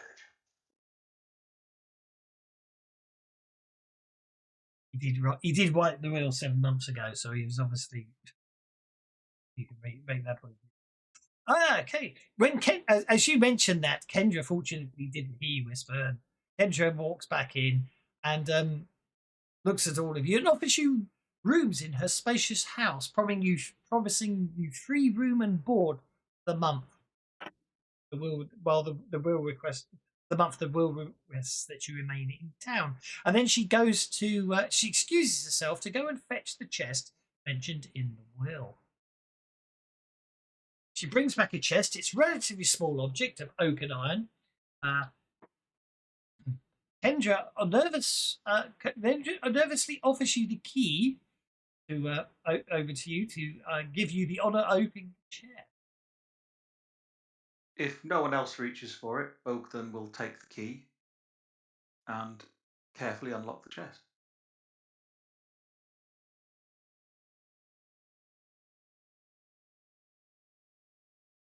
Orcat watches over it.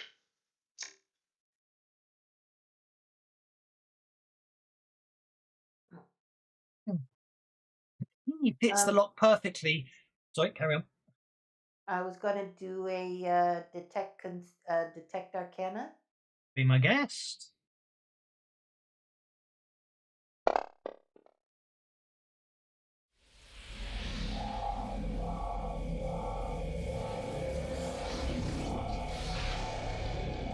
Actually, I think I'd like to Benny that. You know that you can detect magic without actually casting the Detect Arcana power in Pathfinder.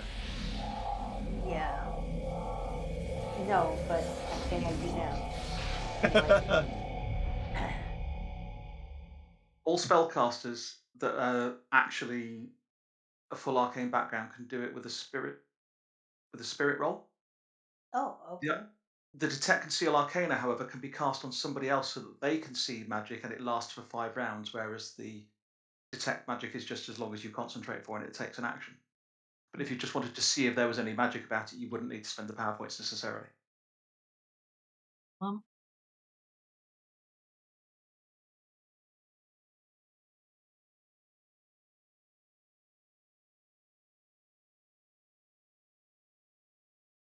I shall remember that for next time, and I think now I know what my first next advance is going to be.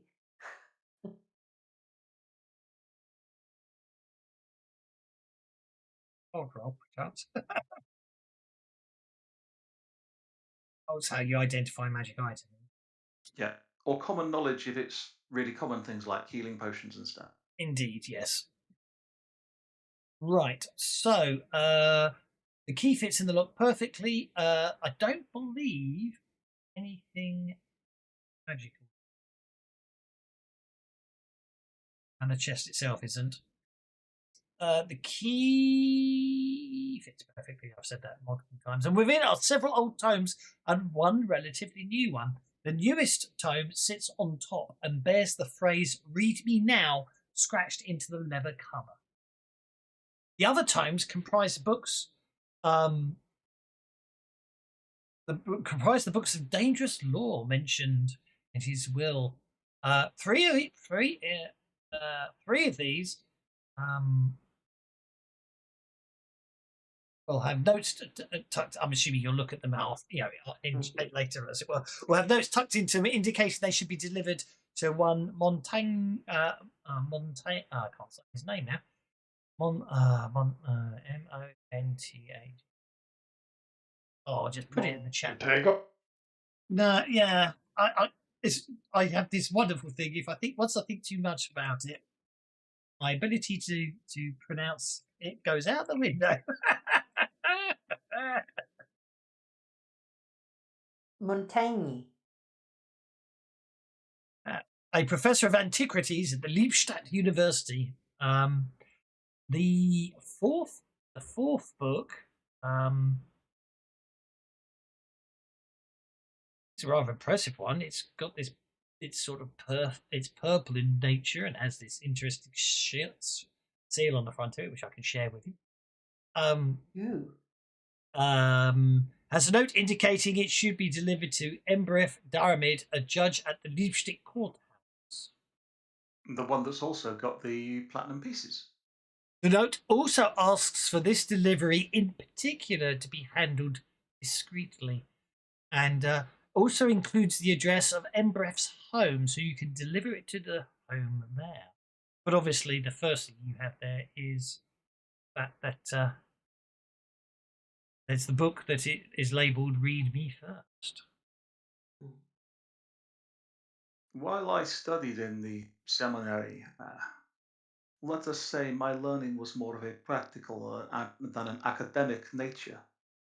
Is there anyone here perhaps more suited to perusing the professor's notes? At this point, he's looking straight at Windy because he's making the assumption that Windy, as an alchemist, has clearly got some kind of academic credentials and knowledge.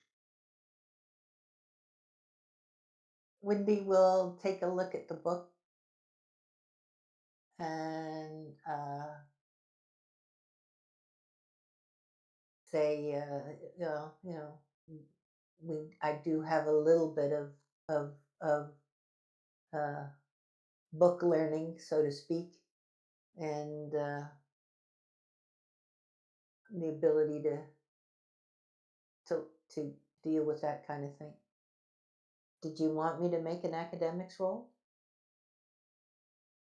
Well, if, it depends. If you're just looking at the book that's labelled "Read Me First," no, Yeah. yeah. As you open it Okay. up, you won't need to. You open it up and you realise it appears to be a journal.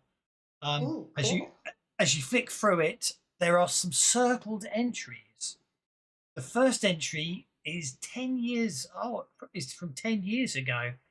The Whispering Way is more than just a cabal of necromancers. I see that now. Undeath is their fountain of youth. Uncovering their motivation does not place me at ease as I thought it might. Their desire to be internal simply makes them more dangerous. The second, then obviously you then flick through 10 years of notes and stuff, and it's only 2 months ago where you find the next circled entry. It is as I feared. The Way is interested in something here in Ravengro. What could it be? The next circled entry is 1 month ago. Whatever the Way seeks, I am now convinced their goal is connected to Harrowstone. In retrospect, I suppose it all makes sense. The stories they tell about the ruins and the town are certainly chilling enough.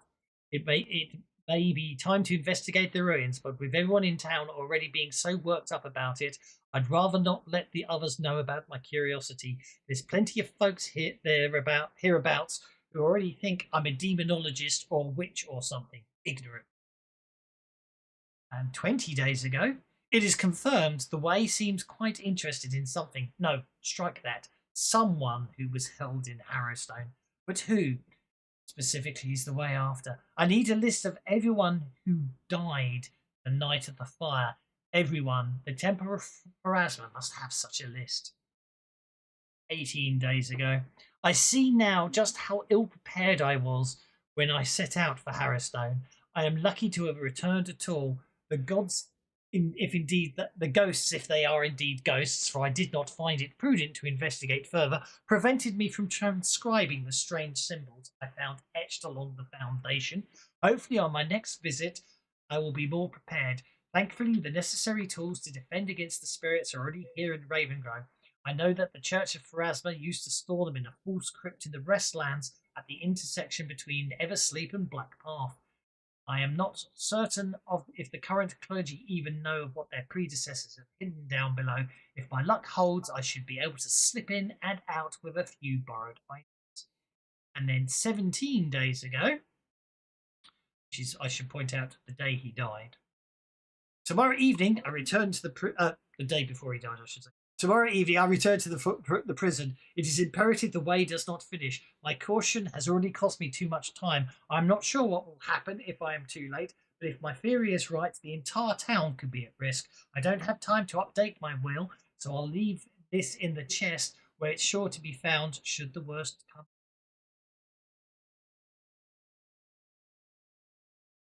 I will put the journal in the party sheet, so you have access to those notes anytime you want to look at them. Thank you. Obviously, It would someone. seem, Mr. Yeah. Smithspire, that you were correct in your assumption. At the very least, the professor had enemies that were acting against him Well, at the time that she died. we drove off a few of them, but we were quite, whole little band of gnomes can be pretty intimidating despite our size.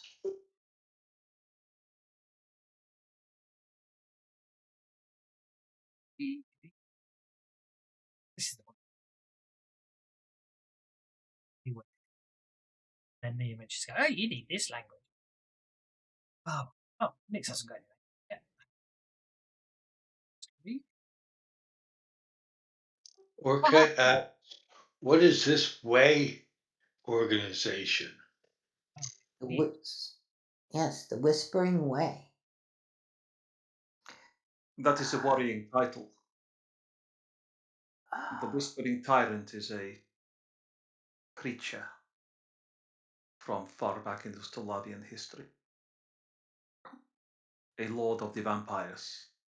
who ruled over Ustalav for longer than any would have wished. For something to be called this way, that it echoes his name, that it says undeath is the fountain of youth. This is worrying.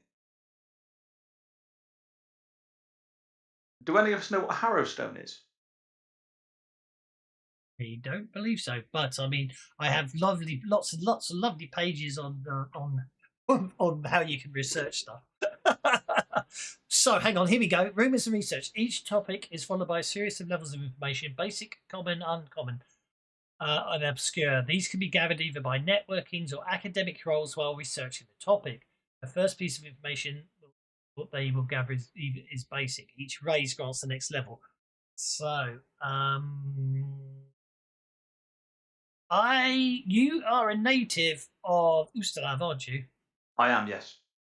So I do believe I decided to make a common knowledge check. Check me. I'll make a common knowledge at -2 because you're not native to Ravengro, are you? No, I'm from a different county. Yeah. You know, my modifiers box isn't wheeling. I'll just take it We off. can take two. We'll take 2 off afterwards. 5. 5. Obviously, all you're going to know is basic, and you not being you'll probably still get more information by talking to people. But you know that Harrowstone is a ruined prison, partially destroyed by a fire in 4661 AR. Okay, and it is what year now? Or 711.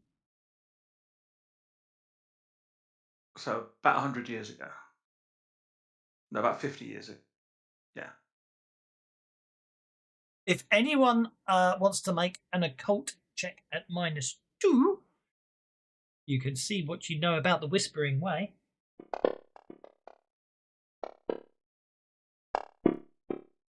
Maybe I do know a little bit about the Whispering Way.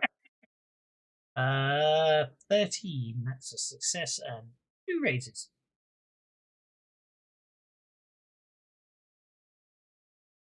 So the Whispering Way is a sinister organization of necromancers that have been active in the inner sea region for thousands of years. Agents of the Whispering Way often seek alliances with undead or are themselves undead. The Whispering Way's most notorious member was Tar Bathon, the Whispering Tyrant, although the society itself has existed much longer than even that mighty necromancer. You get uncommon as well. The Whispering Way itself is a series of philosophies that can only be transferred via whispers. The philosophies are never written or spoken of loudly, making the exact goals and natures of this secretive philosophy difficult for outsiders to learn much about.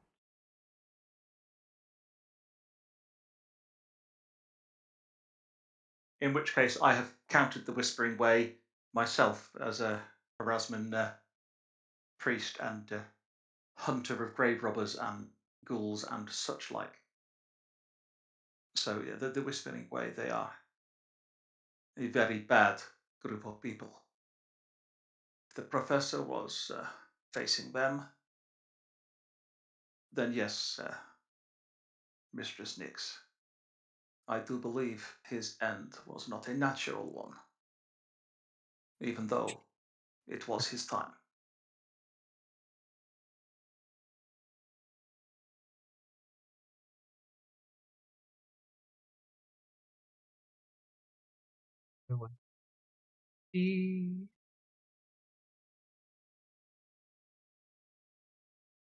It seems the professor wanted to have information about those who died. Perhaps after a night's rest, it would be worth asking the priest for access to the church's records, in the hopes that they go back far enough.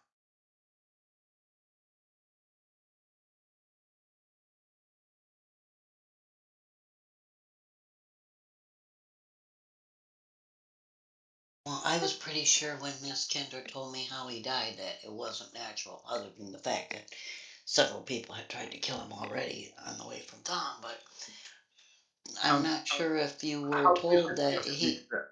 he died at Harrowstone. They're not sure why he was there. And somehow, some piece of a gargoyle fell off and just happened to land on his head. Now, I don't know about you, but that's not the kind of coincidence I buy into. Indeed. Indeed, it is not. Well, if we are to stay here for a month, as the professor requested, perhaps we can investigate this and give his good daughter some peace of mind about her father's death. Well, then there's also the matter of her being his daughter, that those same people who killed him might be concerned of what he told her and she herself is in danger. I shouldn't like to leave her on her own while we go out wandering around investigating There without are any five. There shields. are five of us, I am sure. At least one of us can stay with her at all times. Notice checks.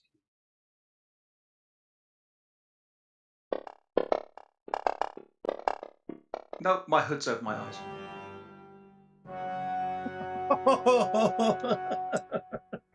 Well, you're dead. Oh, sorry, wrong adventure.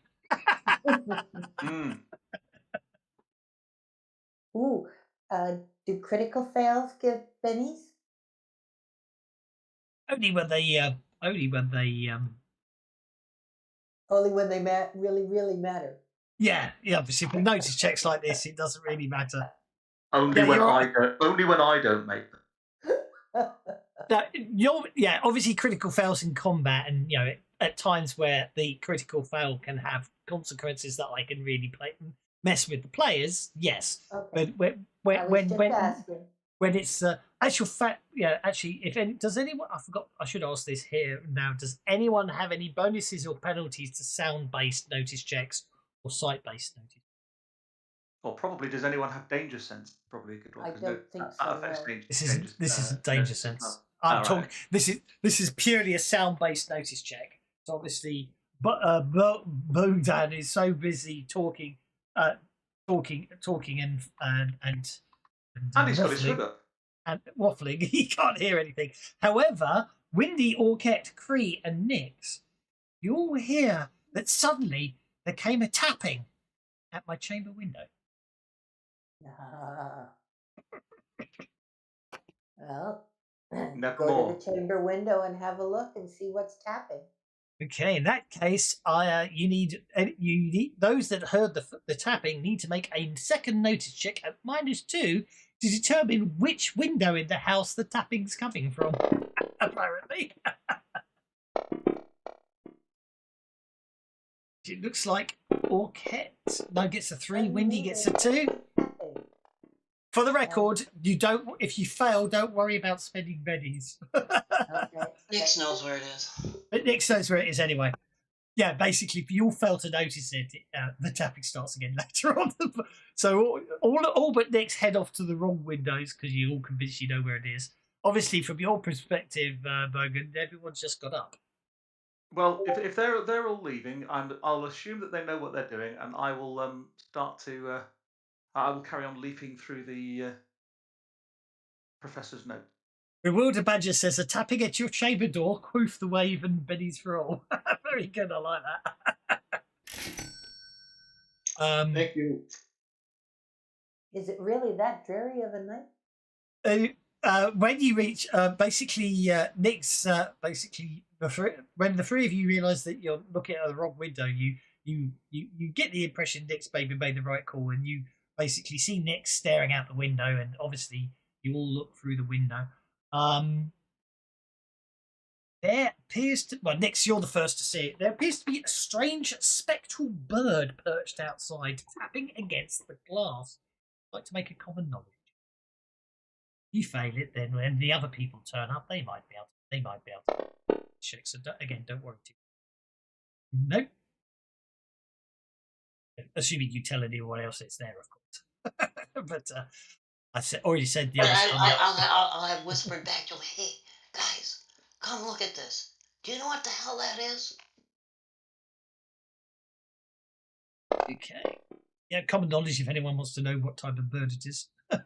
Is anyone going to call on Bogdan or leave him where he is?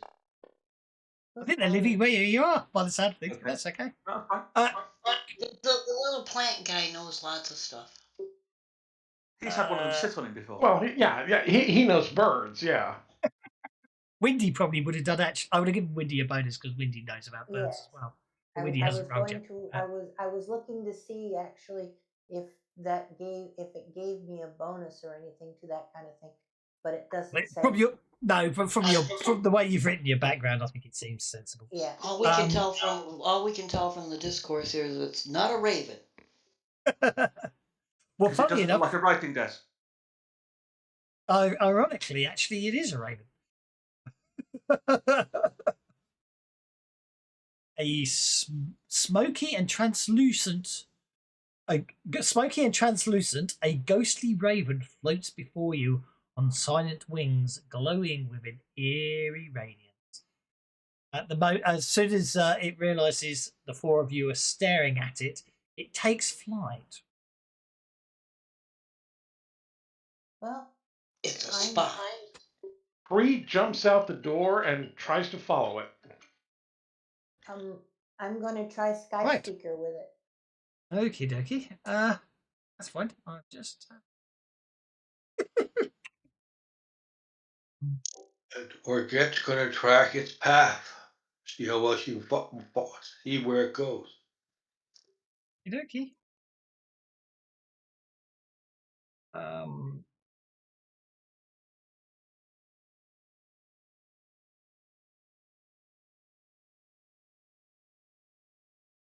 I'm gonna have to use that one then.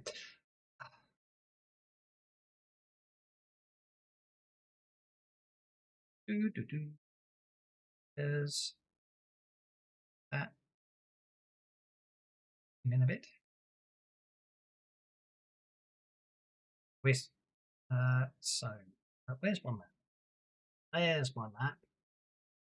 You're down here. So yeah, it basically takes off, leading you. Yeah, it takes off and it takes off, not following the trail, which is fine. I can live with that.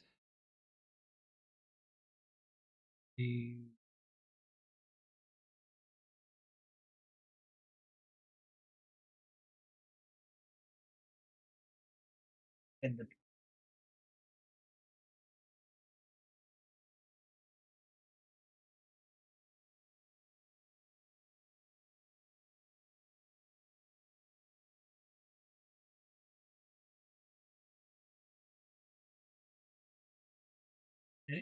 it sounds like Orket and Cree are basically running out the door.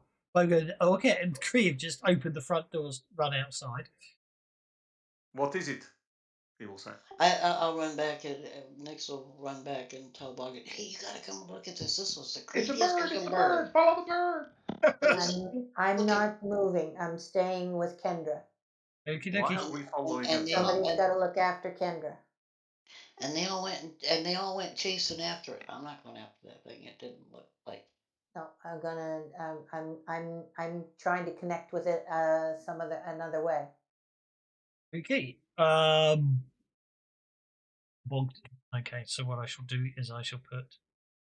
I'm pretty sure it was spying, Bogdan. I think it was some kind of spy bird. Then I will step outside the door and look. Bogdan down here. Next. Okay.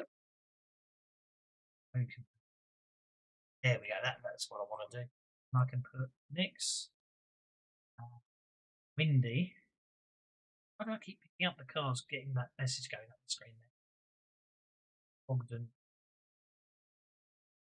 As if they're there. And the only other thing.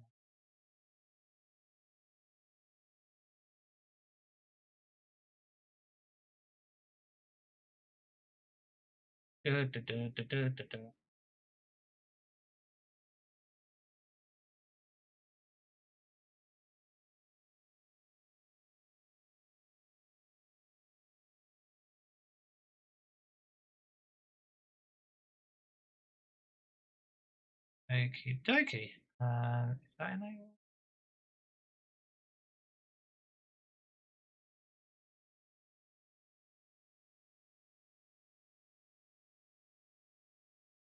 It's not visible, is it? So let's make it visible. Okay. I'm going to have to fix that. But anyway.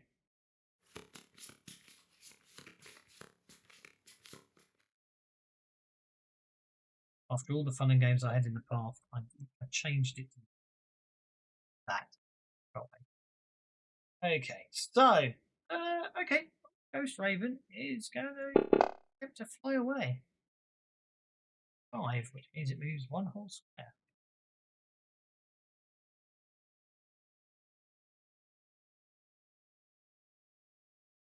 Next, you are back in the house. You can discuss anything and do anything. It's really up to you.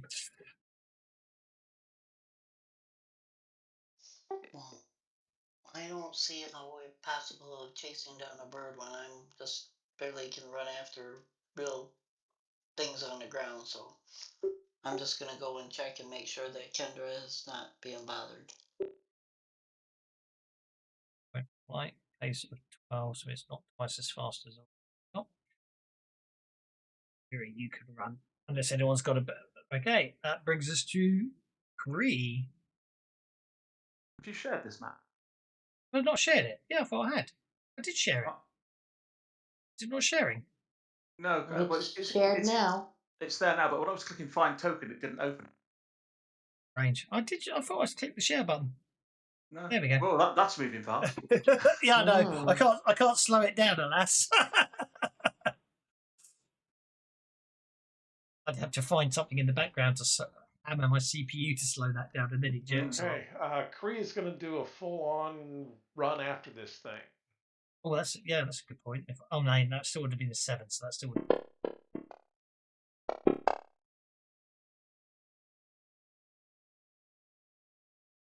It's you to the Jack of Hearts. It does. Yes, I forgot. I actually have to wait until someone did a move so if I could accept the shortcut. There we go. Oh. It's really cool dice, and they're morphing on my desk again. No one can even ever see it because they put dice in, so you never see the white dice roll. Oh, you might do. And I do not have an end turn button, so. Not a problem. Ooh, you put the ulats on. I didn't notice them before. I put the umlauts on, yes. Okay. Bogdan raises his crossbow to his shoulder and aim. Okay, so I shall put you there then. And in that case, I probably need I can still, as it's a chase, move as a free action, which I will still try to do.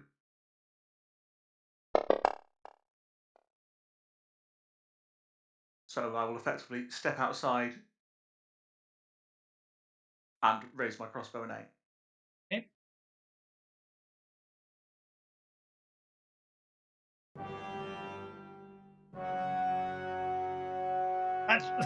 Okay. Windy's got a complication, but you're not taking part in the chase, so I won't worry about that. You did say you were going to try something, though.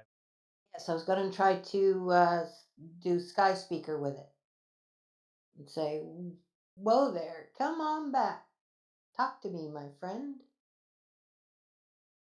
Find a beast friend with Mind Rider. Once down, best by hours. What we'll have to do is you'll have to be sort of looking out the window at it. So this road back here is the house, as it were. You know what I mean? If you want to enter the chase, you cross that line and off you go. Right. So the only fun and games might be it could already be out of your range.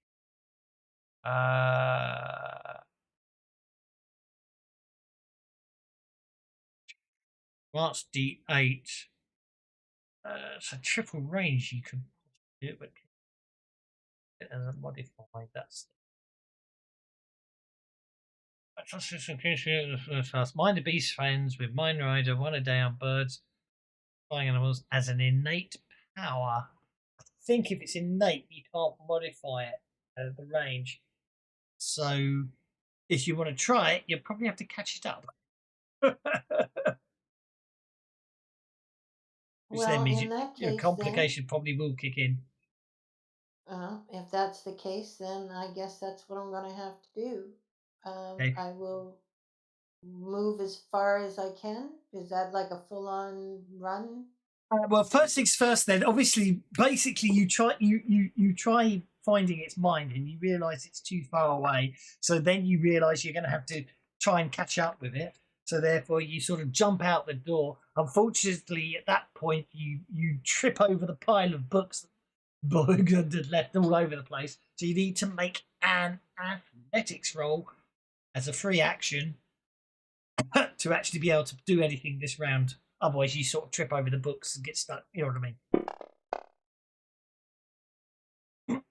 I think we'll Benny that.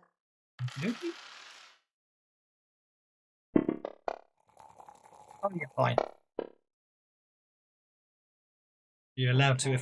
You're allowed to officially take part in the chase. So, yeah, basically, it's an athletics roll with a +2 if all you want to do is just move flat out and do nothing else. Yes, please. So, yeah, that's another athletics roll, but this time you get a +2 bonus. And let me check your pace actually. If anyone's got a pace, 6. yeah, if anyone's got a pace above 6 or a running dice above 6, you know. So that gets you to there. You need to be one card behind it, I'm afraid, for your innate power to work. Well, And last, as far as I get, that's as far as I get. Last but not least is Orcat. Orcat's going to spend a penny to do a move through. It's a chase. You just make your athletics rolls. And you'll get a +2 on that because you're going full out. Well, the dice go, but then Did you roll your running die there? No, I didn't.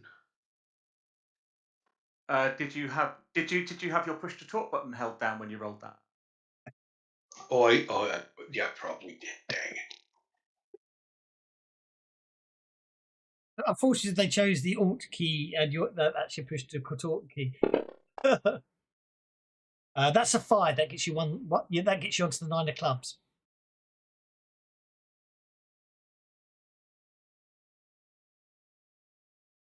Now I'll spend a penny on that and see if I can get it better. Okay. You just need to roll. You need to roll a 6 to get on. So, as in a 6 before modification. So that still only gets you on the 9 of clubs. That's a 7.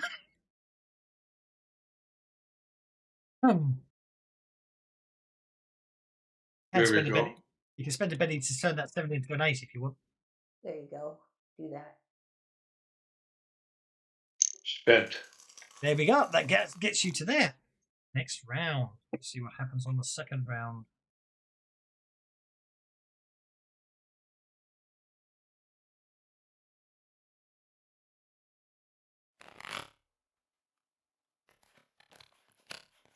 Okay, looks like you're going first, Bogan.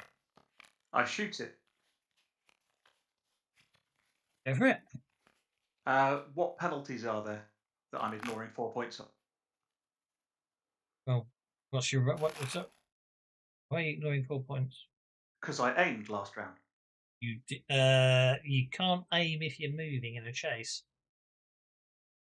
You can if you do it as a free action, because that's keeping up. You're not. Oh, doing it as an action. I'm thinking of marksman, aren't I? Sorry. Yes. And again, marksman you can use if you only move as a free action in a chase. Okay, I take it back then. Well, it's 15-inch range, so is there any penalties? Well, I was thinking there might have been penalties for it being small. Oh, yeah, probably is. roll it, we can ignore them, can't we? Okay, so 'Cause fair it enough. is size. It is size -3. Yes. Okey-doke. So, yeah, I should ignore the scale panel.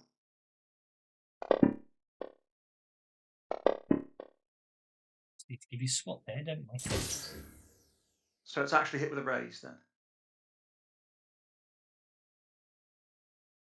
Yes.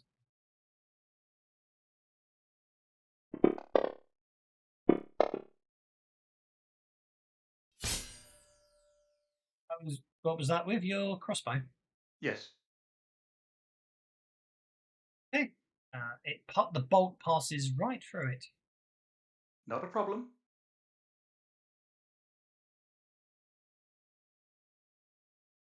I will do my normal maintain move, but I was too busy shooting to actually keep up.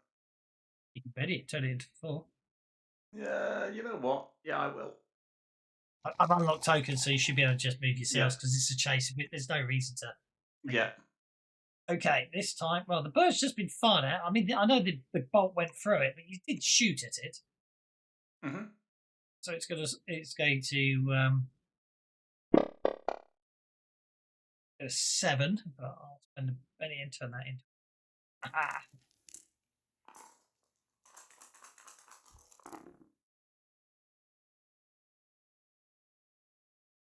Get away though. 3's next. 3 is going to do an all-out run again. I don't necessarily want to catch it. I just don't want to lose it. To 1 square. Yeah, I'll take it. Actually, I got a butt ton of advantage. Let's go ahead and re-roll that.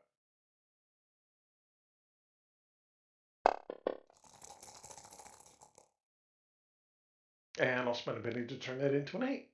Hey, you're on the Queen of Clubs. And that Nick's I shall put on hold because you're staying. Oh, Well, she stayed behind because it's also possible that with the books out and the daughter there, that this thing was intent was to lure us away to get to those. no, I completely understand that. I put you on hold. You You can can always choose to put the interrupt. books back into the chest and lock it too. That's very Well, true. that's what I'm doing while I'm waiting for you guys to come back. Okay, in that case, yep, you just pop all the books back in the chest and lock it. That brings us to Orcat.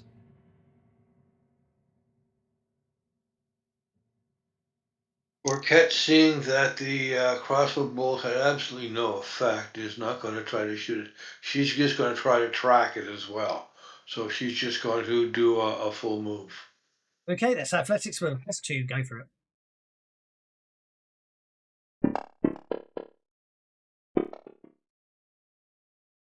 It's you to the Queen of Clubs as well.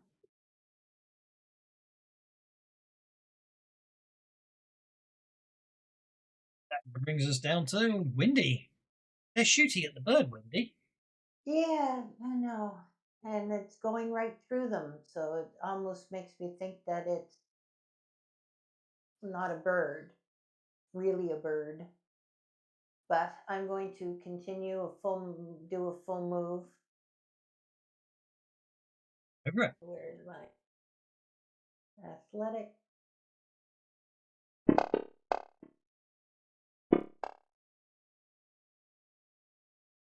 Okay, so that'll move me 2. Is that correct? Clubs. That's Queen of Clubs. That's correct. And I'm still too far away, aren't I? I'm afraid you are. That's the only downside of it being innate, Oh. because innate doesn't cost power points. You can't spend power points to modify it, if that makes sense. Yeah. No. I can't. I don't know if you guys can hover over your cards and see what your cards are, but I can't hover over them and check if anyone's clubs. So be careful. However, I think Orcat has a club. work out why. Unfortunately, the Ghost Raven is going first. Yeah. And I may want to Benny that so I can not have a club.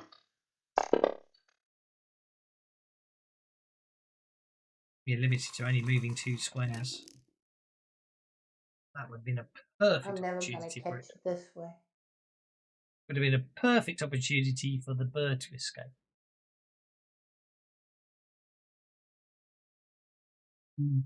Okay, so Bogdan will just try to keep up, but doesn't. Let's try that. And Bogdan does well, keeping up. Indeed. And then whispers a blessing and passes his hand over his quiver of crossbow bolts.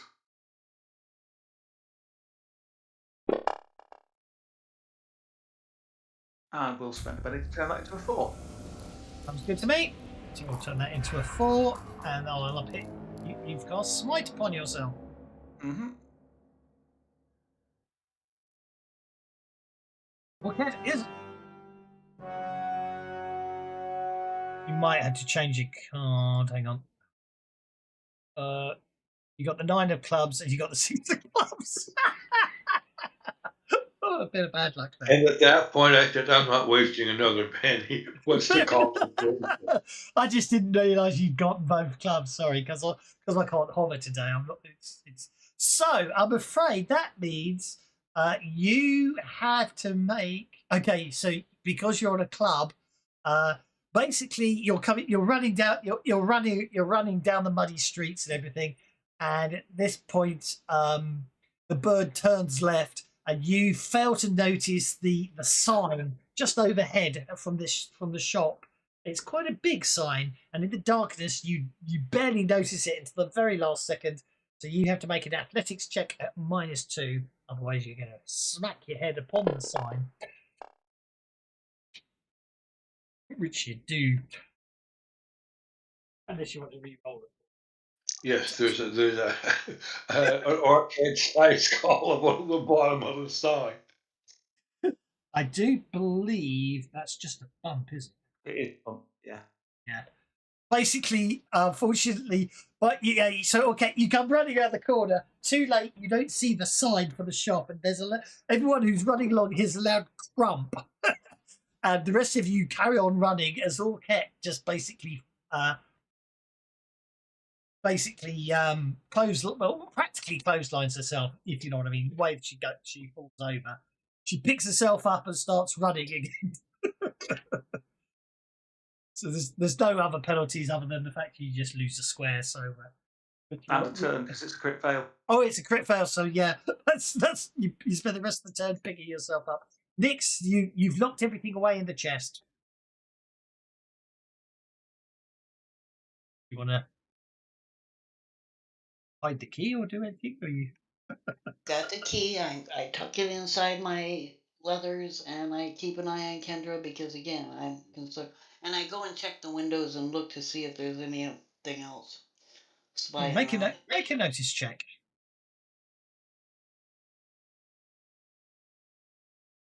Do you have low light vision or dark vision? Well, like She's a no, yes. Yeah. Okay, so at -2 with a 7, you do catch sight of a humanoid figure moving furtively away from the house. But they disappeared to the darkness. which just affirms my intent to stay here and make sure Miss Kendra is protected. That brings us to Cree. Cree will continue doing his full-on run. We got to catch this thing. It's trying to tell us something. Or not.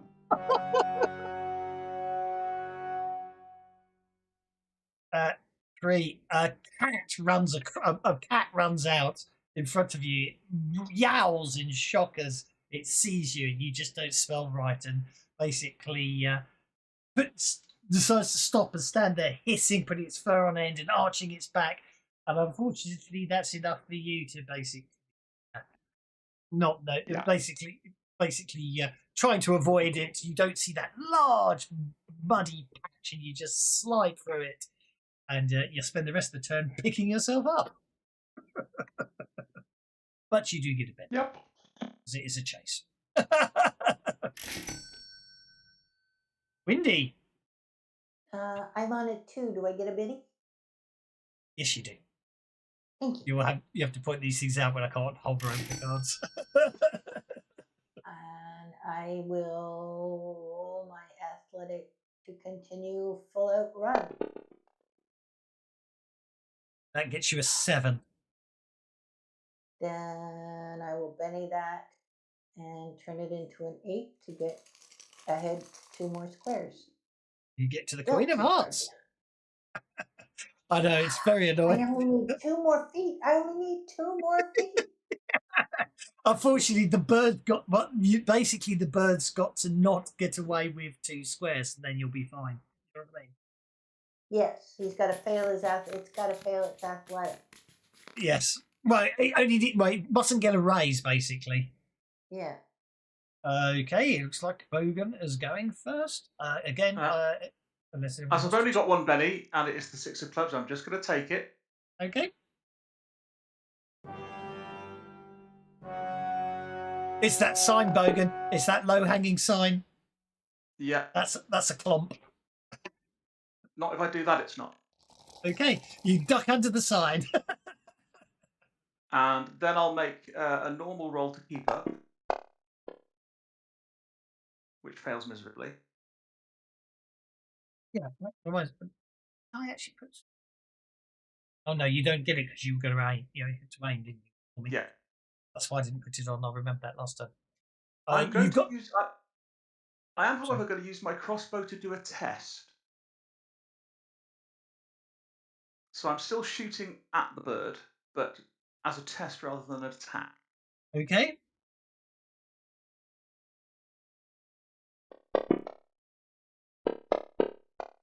So it needs to be a 13 on an athletics roll. Agility, actually, isn't it? Oh, agility, sorry, yeah.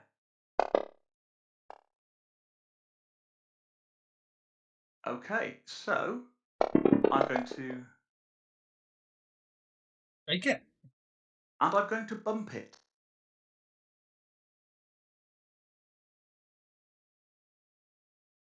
Back 1 square, so it's in range of Windy. So I fire a bolt and it goes right across the front of the Ghost Raven. And as it's got Smite on it now, the Ghost Raven can sense the magic in it. And it wheels around to not be where the bolt is, and that will take it closer to Windy.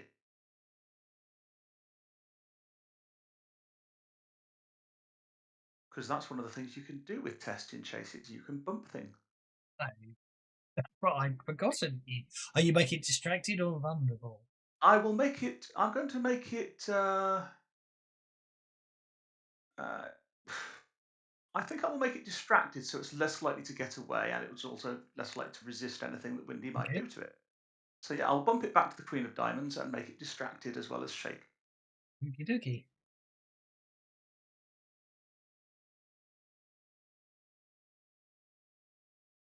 Do it. Well. Yeah, and you need to move it back so it's in range of Windy. Hey, look at that teamwork. Okay. Can I use it's a free action or whatever to move 1 card? Is that how it works? You still roll athletics, but it is a free action to make that roll without the bonus. Let me do that. Oh well, you would have caught it anyway. No, that's good. This way, if I mess up, I'm still close enough to try again. I'm Yeah, there's no reason you can't go ahead of it to the 5 of clubs with that. Yeah, no, it's all right. You're still in range though. Yeah. Let's try the sky speaker now. And say, "Whoa, friends, slow up. What's the rush? And why were you looking at us?" Getting our attention. Why were you getting our attention? At that point, the chase actually ends. And I've now got an image of the caramel bunny. Take it easy. Who for those, yeah. Do you know who's the voice of the caramel bunny? No. Miriam Margolyes. Really? Yes, Miriam Margolyes is the voice of the Caramel Bunny. Would never have guessed Okay, that. that must be an Uh, English thing. I've never heard of the caramel bunny. it is an English thing. Yeah. So, We had the basically, you Energizer bunny, not the caramel bunny. Cadbury's That's nice caramel boat. chocolate bar. Okay, so the second you basically hit it with Bee's friend, the ghostly raven or basically stops flying, lands on a nearby branch, cocks its head, hops closer, and eventually basically perches itself on your shoulder, Windy. Okay.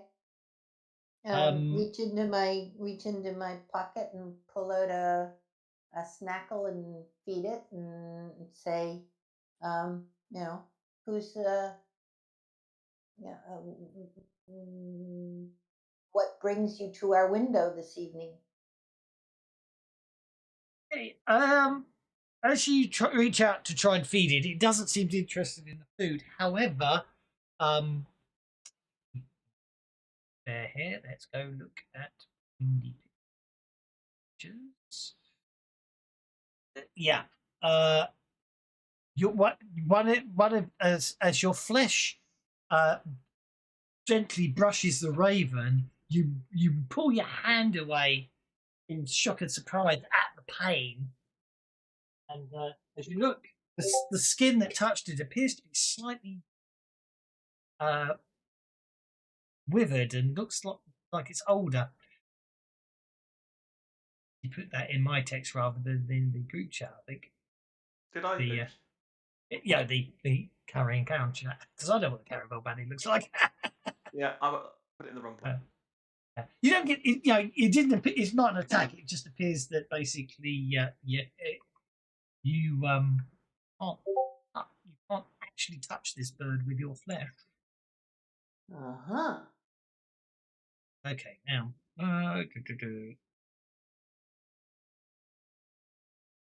As we're out of combat,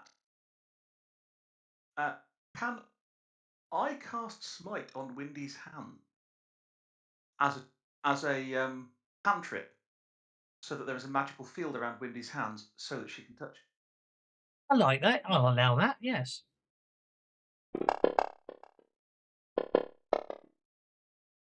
It's There not you go. powerful. It's not powerful enough if the bird tries to peck you, but you know what I mean. It's just Yeah. means it protects you from accidental. Right now, okay. Once okay, so okay, so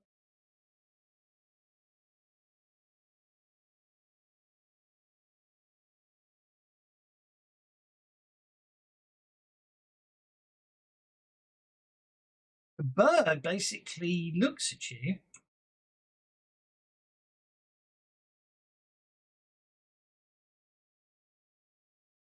Says one word 3 times and says it's the wrong way. Says it's the wrong way to really put it.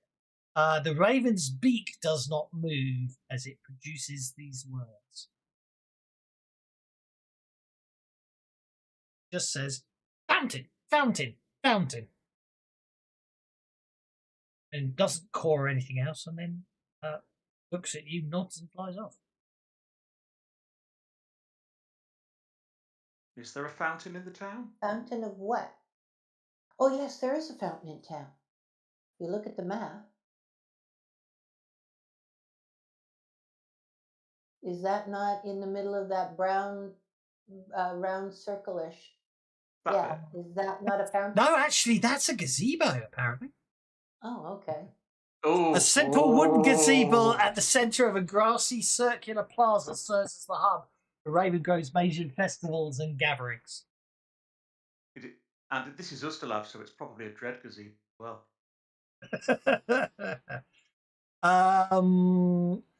Who has been to Ravengrove before? No, I've been to Leopardstadt, not Ravengro. I keep wanting to call it Ravengro. How long has he been?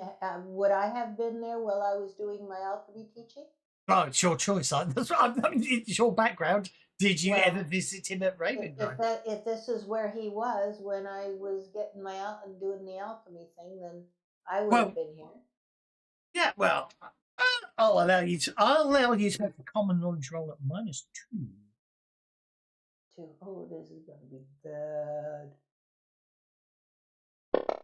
Come You on. can always ask I people. You can love always that. ask people. No, looks like Man, you I do then. love those lucky dice. Okay, I do. 2 raises.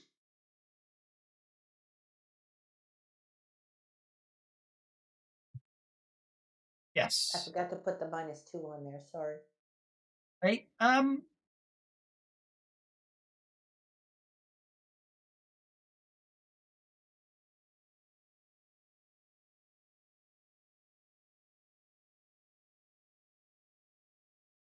used. Maybe not be where I think it is.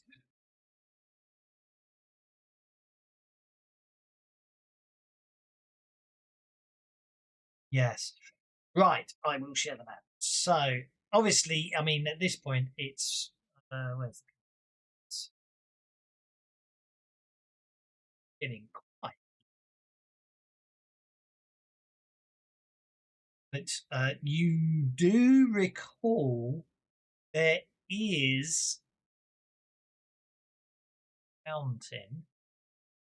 Uh,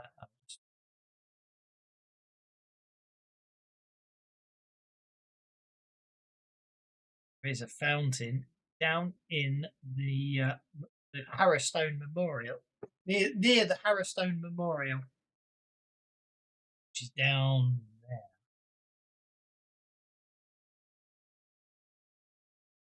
Okay, how long will that be? You want to go there in the middle of the night? Yeah, exactly. So, Going somewhere in the middle of the night does not bother Bogan.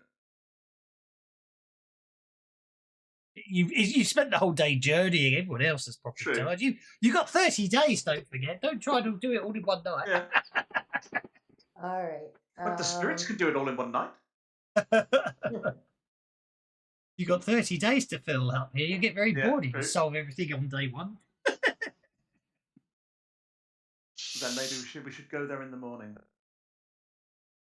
Yeah. Why don't? Yeah. So,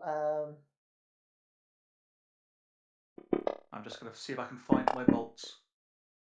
utilizing the mind rider thing, can I get an image of the being that created and or sent this bird? No. Okay. Uh, Getting back to the house. Nix is there, probably arms. Nix is there, probably arms folded, and everything is all nice and everything seems quiet. But whether or not she's happy with you, I don't know. I'll leave that. No, she wastes no time informing you guys that you took off and left the manuscripts unprotected and left Kendra unprotected, and that there were other strange persons lurking around outside. Do you know how much you endangered the very things you wanted the professor wanted us to protect? I see. So you are telling us you are not capable of protecting these things. I understand. I will make sure that you are not left in this kind of with this kind of responsibility in future. You are incapable of these Even things. when No we problem. escorted the professor from Tom, I had help. I could call on my gnomes, but there's nobody here for me to call on but you guys. And if you guys are just going to take off willy nilly over, and all of these at once, we're going to have a problem. Very well.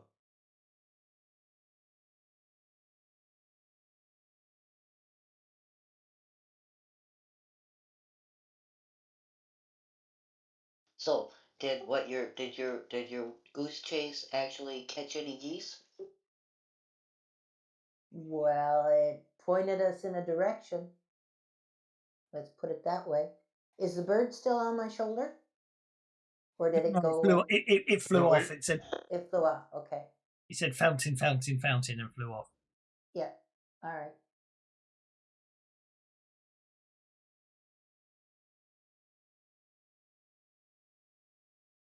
because it's spectral. Only produce one word. Can only produce one word that you can say 3 times once a day, so I can't do it much more. But anyway, right, calendar. We shall advance. Don't you want to get up in the morning? Oh, rise at dawn, obvious.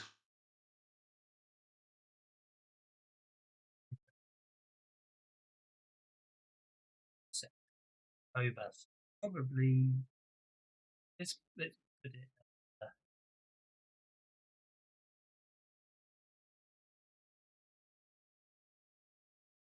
Before I go to bed, I'll cast a healing on myself to repair the damage that Raven It's did. it's minor. It's not even a fatigue. It's all good. Okay. But yes, it certainly can do so. Right. Obviously, a good night's rest means everyone gets to regenerate any power points spent. Yeah.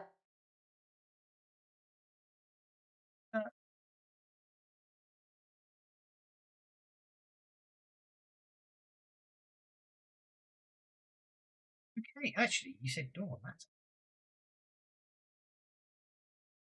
Oh, nobody else has to get up at dawn, but that's.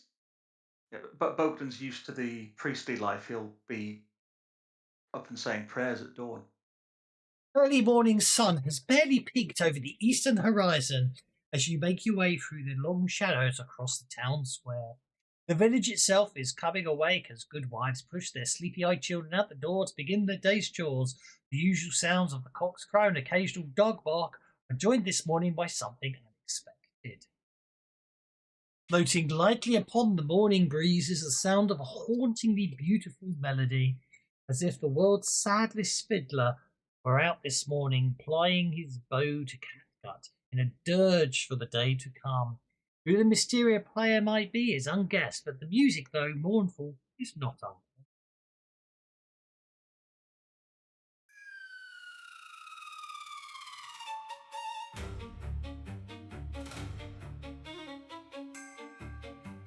I even made some music for it.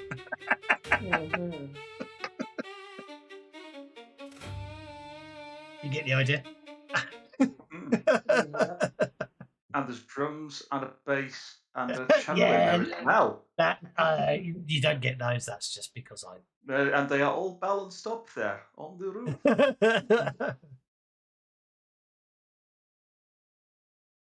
Anyway.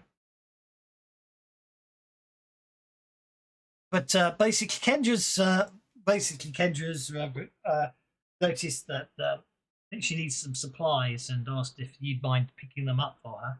So you're all heading to the general store. Well, though we cannot, I'm afraid. Mistress Nix will not allow us to leave you alone. At least one of us must stay with you. And it cannot be Mistress Nix because she's incapable of defending anyone. I'll stay. I'll stay with her. Okey And then doke. somebody else must also stay. Why don't Nix and I stay? Oh no, If it only takes one to defend her, but and I'll look at Miss Kendra and is there anyone in this town that you are sure is safe that could keep you company or provide guard or bodyguard while we do some searching through town?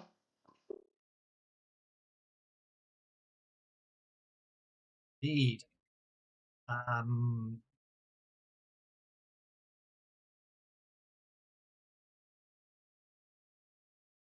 No, I don't mind staying if you guys want to go.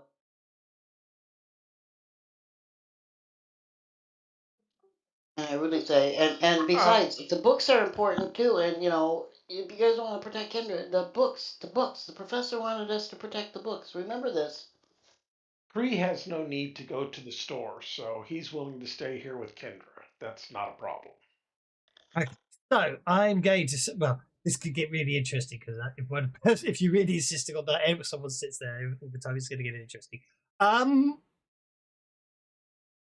Kendra is obviously going to insist that she doesn't actually need anyone looking after her. She's lived in this town for many years and points out that her father has been dead for 17 days and she's been perfectly safe. But if you really insist on, if you really insist on it, she can always ask Father Grimburrow. Basically, she could always go and stay in the company of Father Grimburrow at the acolytes at the Temple of Pharasma if you're really that insistent. Well, perhaps I can escort you there. I wanted to speak with the father myself. And it would make it easier for us to, focus on the task at hand, knowing that you're safe. Okay, that looks after Kender. What about the book? Well, the book, the chest is quite small. I mean, the books are in the party sheet, so you can put them on your person if you want to keep them with you. All the books are in the party sheet. You haven't examined the other books yet.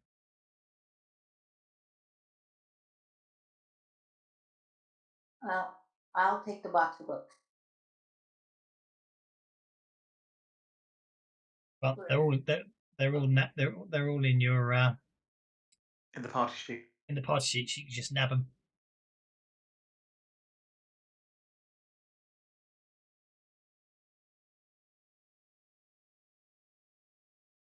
Okay.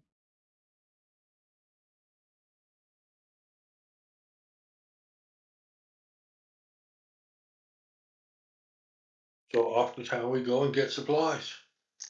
Indeed. Kedra obviously gives you some money to buy the website. So. Or Ketch used to help an oath professor just this way. Load up the box and she carried it. Indeed. Luther Van Vanicky and the local gaffer chat idly near the front counter, talking about the strange music which has apparently been heard across parts of Ravengro since before dawn, speculating as to who could be the source. Marta Vanicky stocks the shelves while the young girls run around playing chase. I know. Yeah, I'm trying to work out the counter must be that must be the counter there. Let's you once again eye us the find you eye sorry, you don't again. You eye the suit of fine plate armour that stands it stands near the back of the store, wondering what kind of coin it's probably Orkek, and I know she wanted Orkek wanted plate armour. What type of coin it would take to get Luco to part with it. You've heard him mention that it was inherited from Marta's family. As one of the young girls opens the cellar door to fetch a bag of herbs for her mother, you hear a small child's voice suddenly exclaim with delight, Grammy! To which Marta patiently explains, No, dear, you know Grammy and Grampy passed on from the fever last winter. She's not waiting in the cellar for you. Out of the corner of your eye, you notice that the arm of the suit of armour seems to shift and slightly raise, as if it had been dislodged and the whole thing was about to fall over forward. But you were distracted from further investigation by the sound of the heavy, slow tread of bare feet climbing the cellar stair and the look of delight still on the young girl's face as she shouts, It is Gabby! At something behind the cellar door you can't see yet. As the suit of armor clatters to the floor at your feet, and you see clatters to the floor at your feet, and you see that standing in the alcove behind it is a worm-eaten corpse of what was once a grey-bearded old man. You can only think to yourself, and this must be Grampy. And then the screaming begins. Mm-hmm.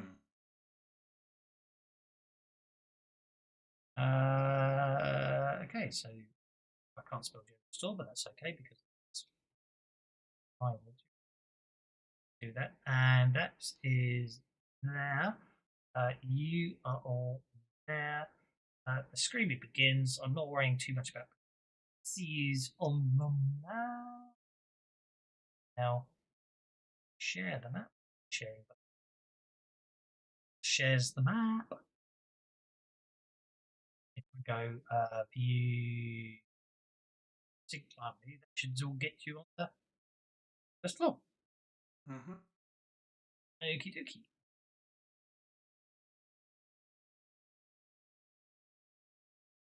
On the side. There we go. Oh. There we go. There's line of sight.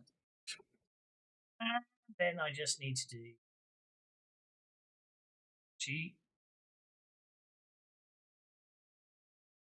Granny and Grampy. Dear. So, okay. Looks like Grampy's going first. So actually, I might have to use it alone.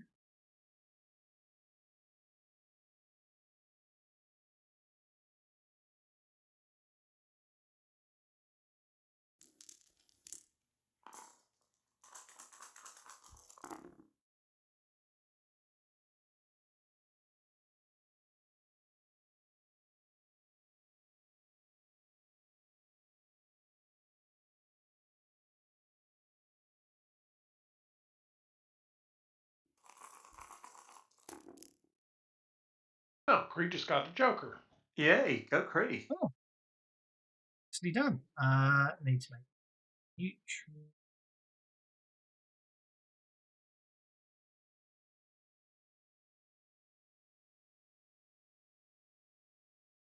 See, she was the one looking at Abby coming up the stairs. So let's give everyone bennies. And Cree's going first. Sorry, where is it? The map shows general store. The shelves only hold mundane equipment supplies and are waist high, and are waist high along with the front counter, which what I'm going to say is this one here. So they provide cover.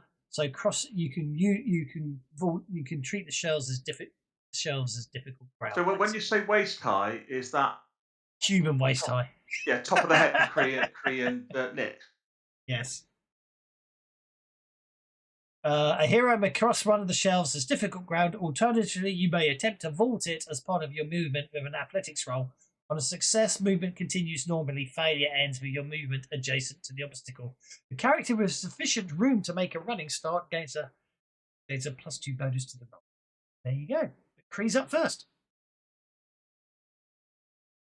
But technically, Cree logically can't see part over those. Well, what's going to happen is Cree's going to climb up on the shelf. Yeah, that's fine. That's an athletics roll just to clamber up onto the shelf.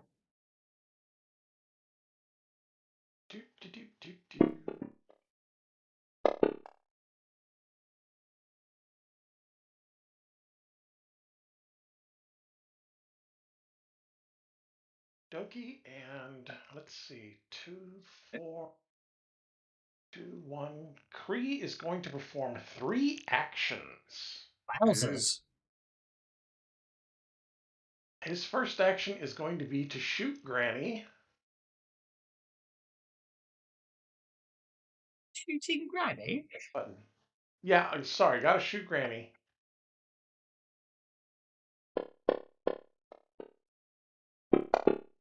That's the crack of a gunshot then.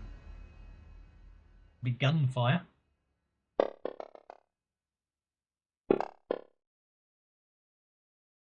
Granny is shaken. Oh, I'm definitely gonna re-roll that.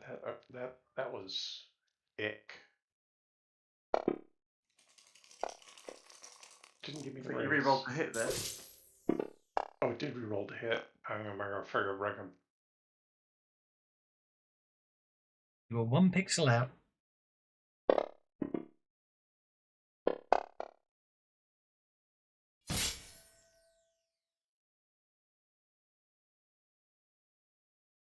Well, I've got them, so I might as well use them before I lose them. Oh!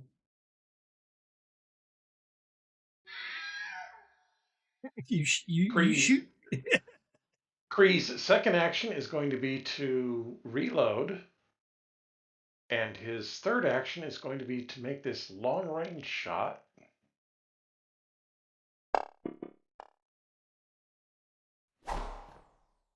Benny that. There we go. There we go. Big whammy.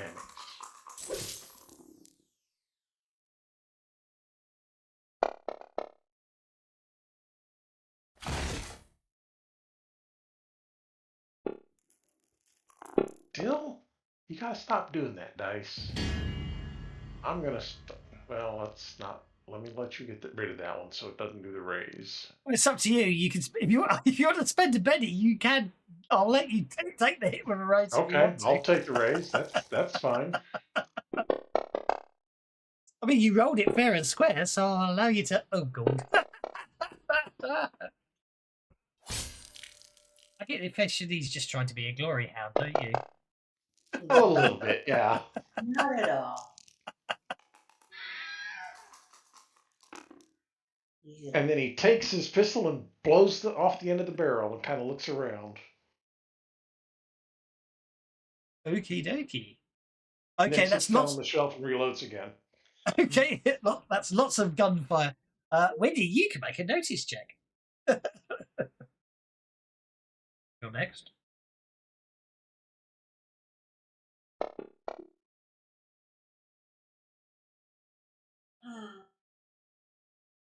I think we'll Benny that.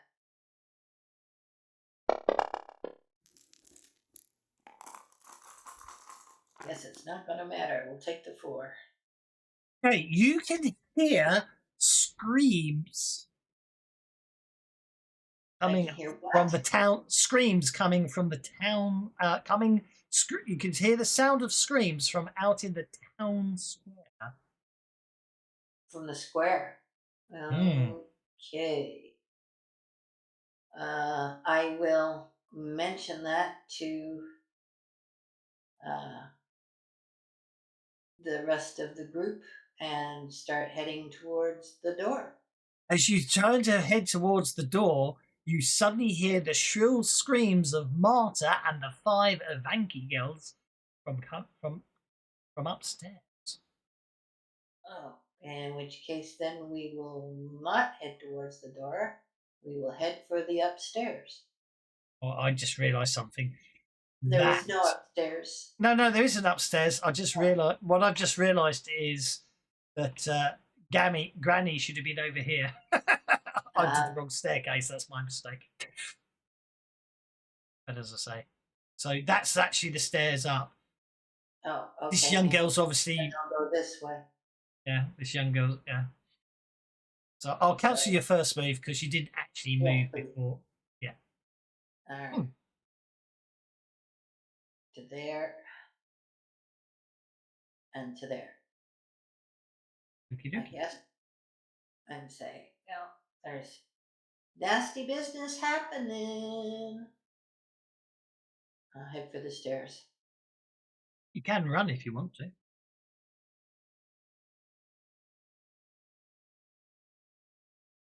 Okay, since I'm really not going to be able to do anything.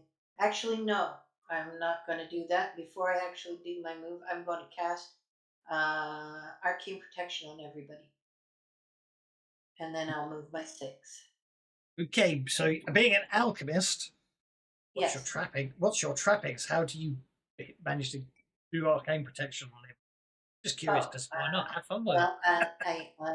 I grab the green bottle on my right side, and I grab the yellow bottle on my left side, and then I mix them together, and basically splash everybody with it. Myself. As you go past them, yeah, that makes sense. And I say, I got your fix. I got your fix right here, and do that. Wonderful stuff.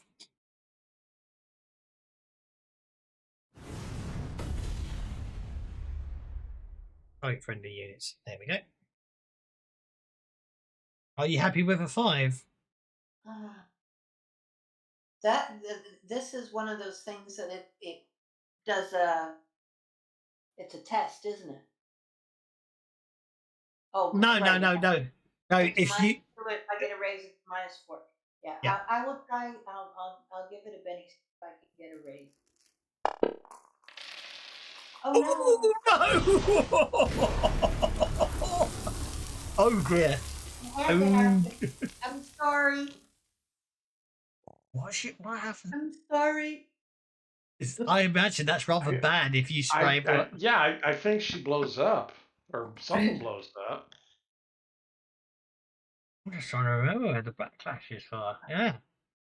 Yeah, it's different for alchemists, I think. See the back. I got see the backlash roll in the character sheet. Alchemist was Advanced Player's Guide, weren't they? Not Player's Guide Yes. 2. Yeah. Alchemist. Page 38.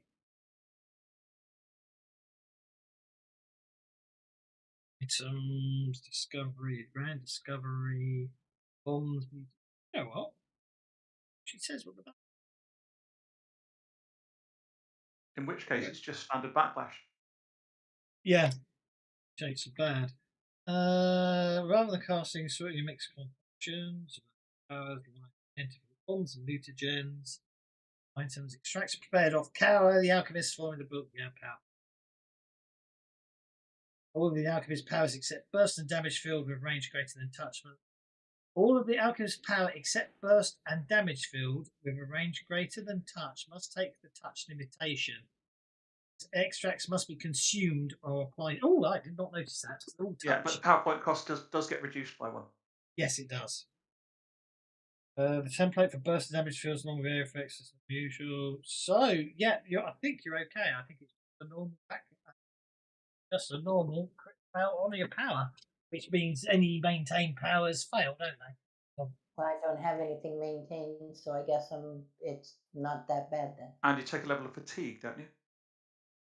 Possibly, yeah. It probably goes off in your face and you'll take a level of fatigue. Yeah. It's and one is a Pathfinder. Backlash, critical failure. It's called a backlash. It causes level fatigue and currently all active powers instantly terminate. So, yeah. Okay. So, actually, yes. You actually have to go around touching everyone when you go casting your spells. I was thinking of non-fantasy, non-Pathfinder alchemists where they could still do things wrong. Okay, so basically you start mixing it and it just goes. You suddenly realise you picked up one of the wrong components there, and it just goes. Should have been the green bottle, not the yellow bottle. Indeed. But you cough or a splutter and get over to there. Obviously panicking, you run away from everyone with the foaming gas in case it's poisonous, making sure you get clear of everyone else. It dissipates over there, but you are already feeling the effects and of the chemical reaction, and it's going to slow you down and make you feel a bit off until you have a chance to rest or fill yourself up. Okay, Orket, you're next. Yeah, it's going to do Was it a big for the fail? Yes. Orcat's going to do a full run Okay. and head up the stairs. Okie dokie.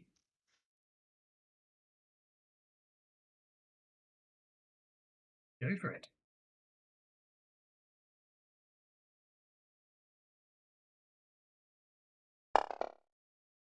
Oh, look at that.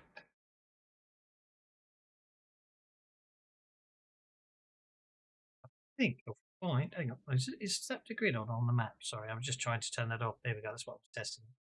But yeah, if you get. That's 4 and another 8 up towards the stairs. Yeah, there we go. Agreed. Shit to that. Yeah, well, I think I just moved everyone by mistake.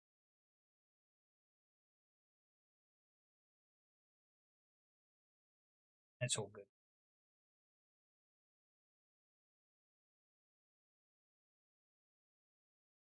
Can I see anything from the top of up the stairwell?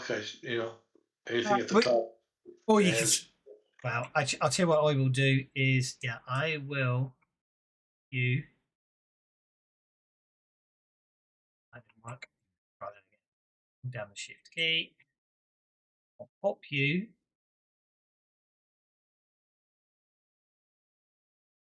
Yeah, the shift key is meant to get you through. There you go. You're looking up the stairs. Thank you. You'll just have to scroll down if you haven't found yourself. Nix is up next. She's gonna hear the screams and like work at. She's gonna take a run for the stairs.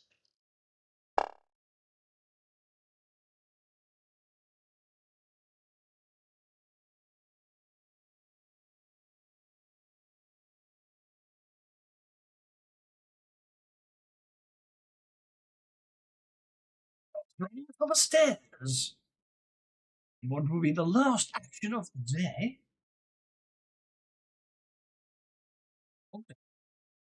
You said there was screaming from outside as well, didn't you? There's screaming from outside, but you can also hear the mother and 5 daughters screaming upstairs. This house. Okay. So, 3 folks have already headed for up the stairs. So since they're screaming outside as well, Bogdan will go and look out the door and see what he can see outside the door. Okie dokie. The mysterious fiddle plays on, barely audible above the ruckus that has arisen in the town square. Townsfolk flee everywhere, with lurching undead horrors shambling along after them. Most people seem to be managing to lock themselves within their homes and businesses, causing the walking dead to wander elsewhere in search of prey. But in the centre of the square, where stands the old gazebo, a different scene unfolds. It's a good place to leave. Okay. I can do nothing about the different scene, but there we go. Well, time has called us up, and it's a perfect time. And that gives us a perfect cliffhanger line there as well, doesn't it? So Yeah. it's a perfect way to leave it today. Right. Yeah.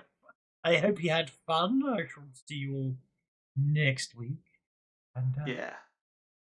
I've already found 2 issues that I need to fix, so it's going good. And I'll see you all next time. That is the whole purpose of playing it, is so we can find the bugs for you. Yeah, but it's also And have fun playing it. And have as fun well. playing it. I was just checking. Yes. We do have Sprawl Runners on Sunday, so Yes, we do. let's see what happens with that strange book. So, see you on Sunday for Sprawl Runners, or I'll see you next Tuesday for Pathfinder. Guys, see you Right. later. Yeah. Thanks, Stas.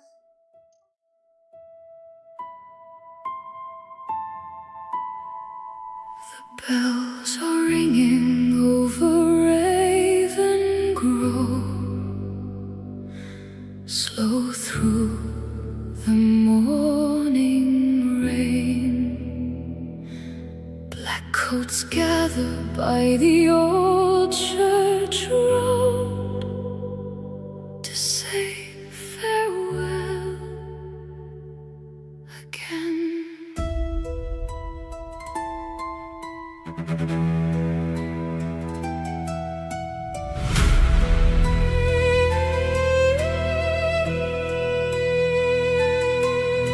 We carried him beneath the leaden sky, where ancient stones stand cold, through gates that countless mourners passed in grieving days of old. The earth was dark, the prayers were said, the final words were read, and Ravengro closed around us as we left him with the dead. But high beyond the rooftops, where the crows wheel through the grave, black Harrowstone still washes at the ending of the day. Oh, Ravengro, keep your lanterns burning, keep them burning through the night.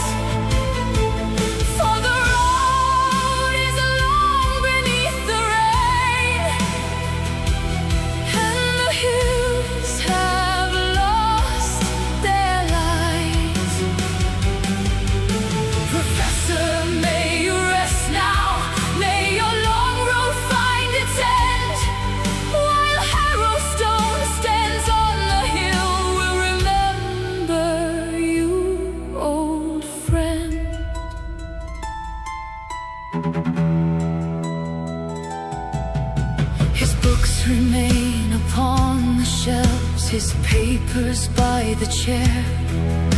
A lifetime bound in leather, and the dust still hanging there. Her daughter mourns within his house, old friends have gathered near, and questions linger quietly that none of us can hear. He traveled roads we never walked, he studied things unknown, yet every road must end somewhere, and his has brought us home to this little town of Ravengro beneath the darkening sky, where Harrowstone's broken silhouette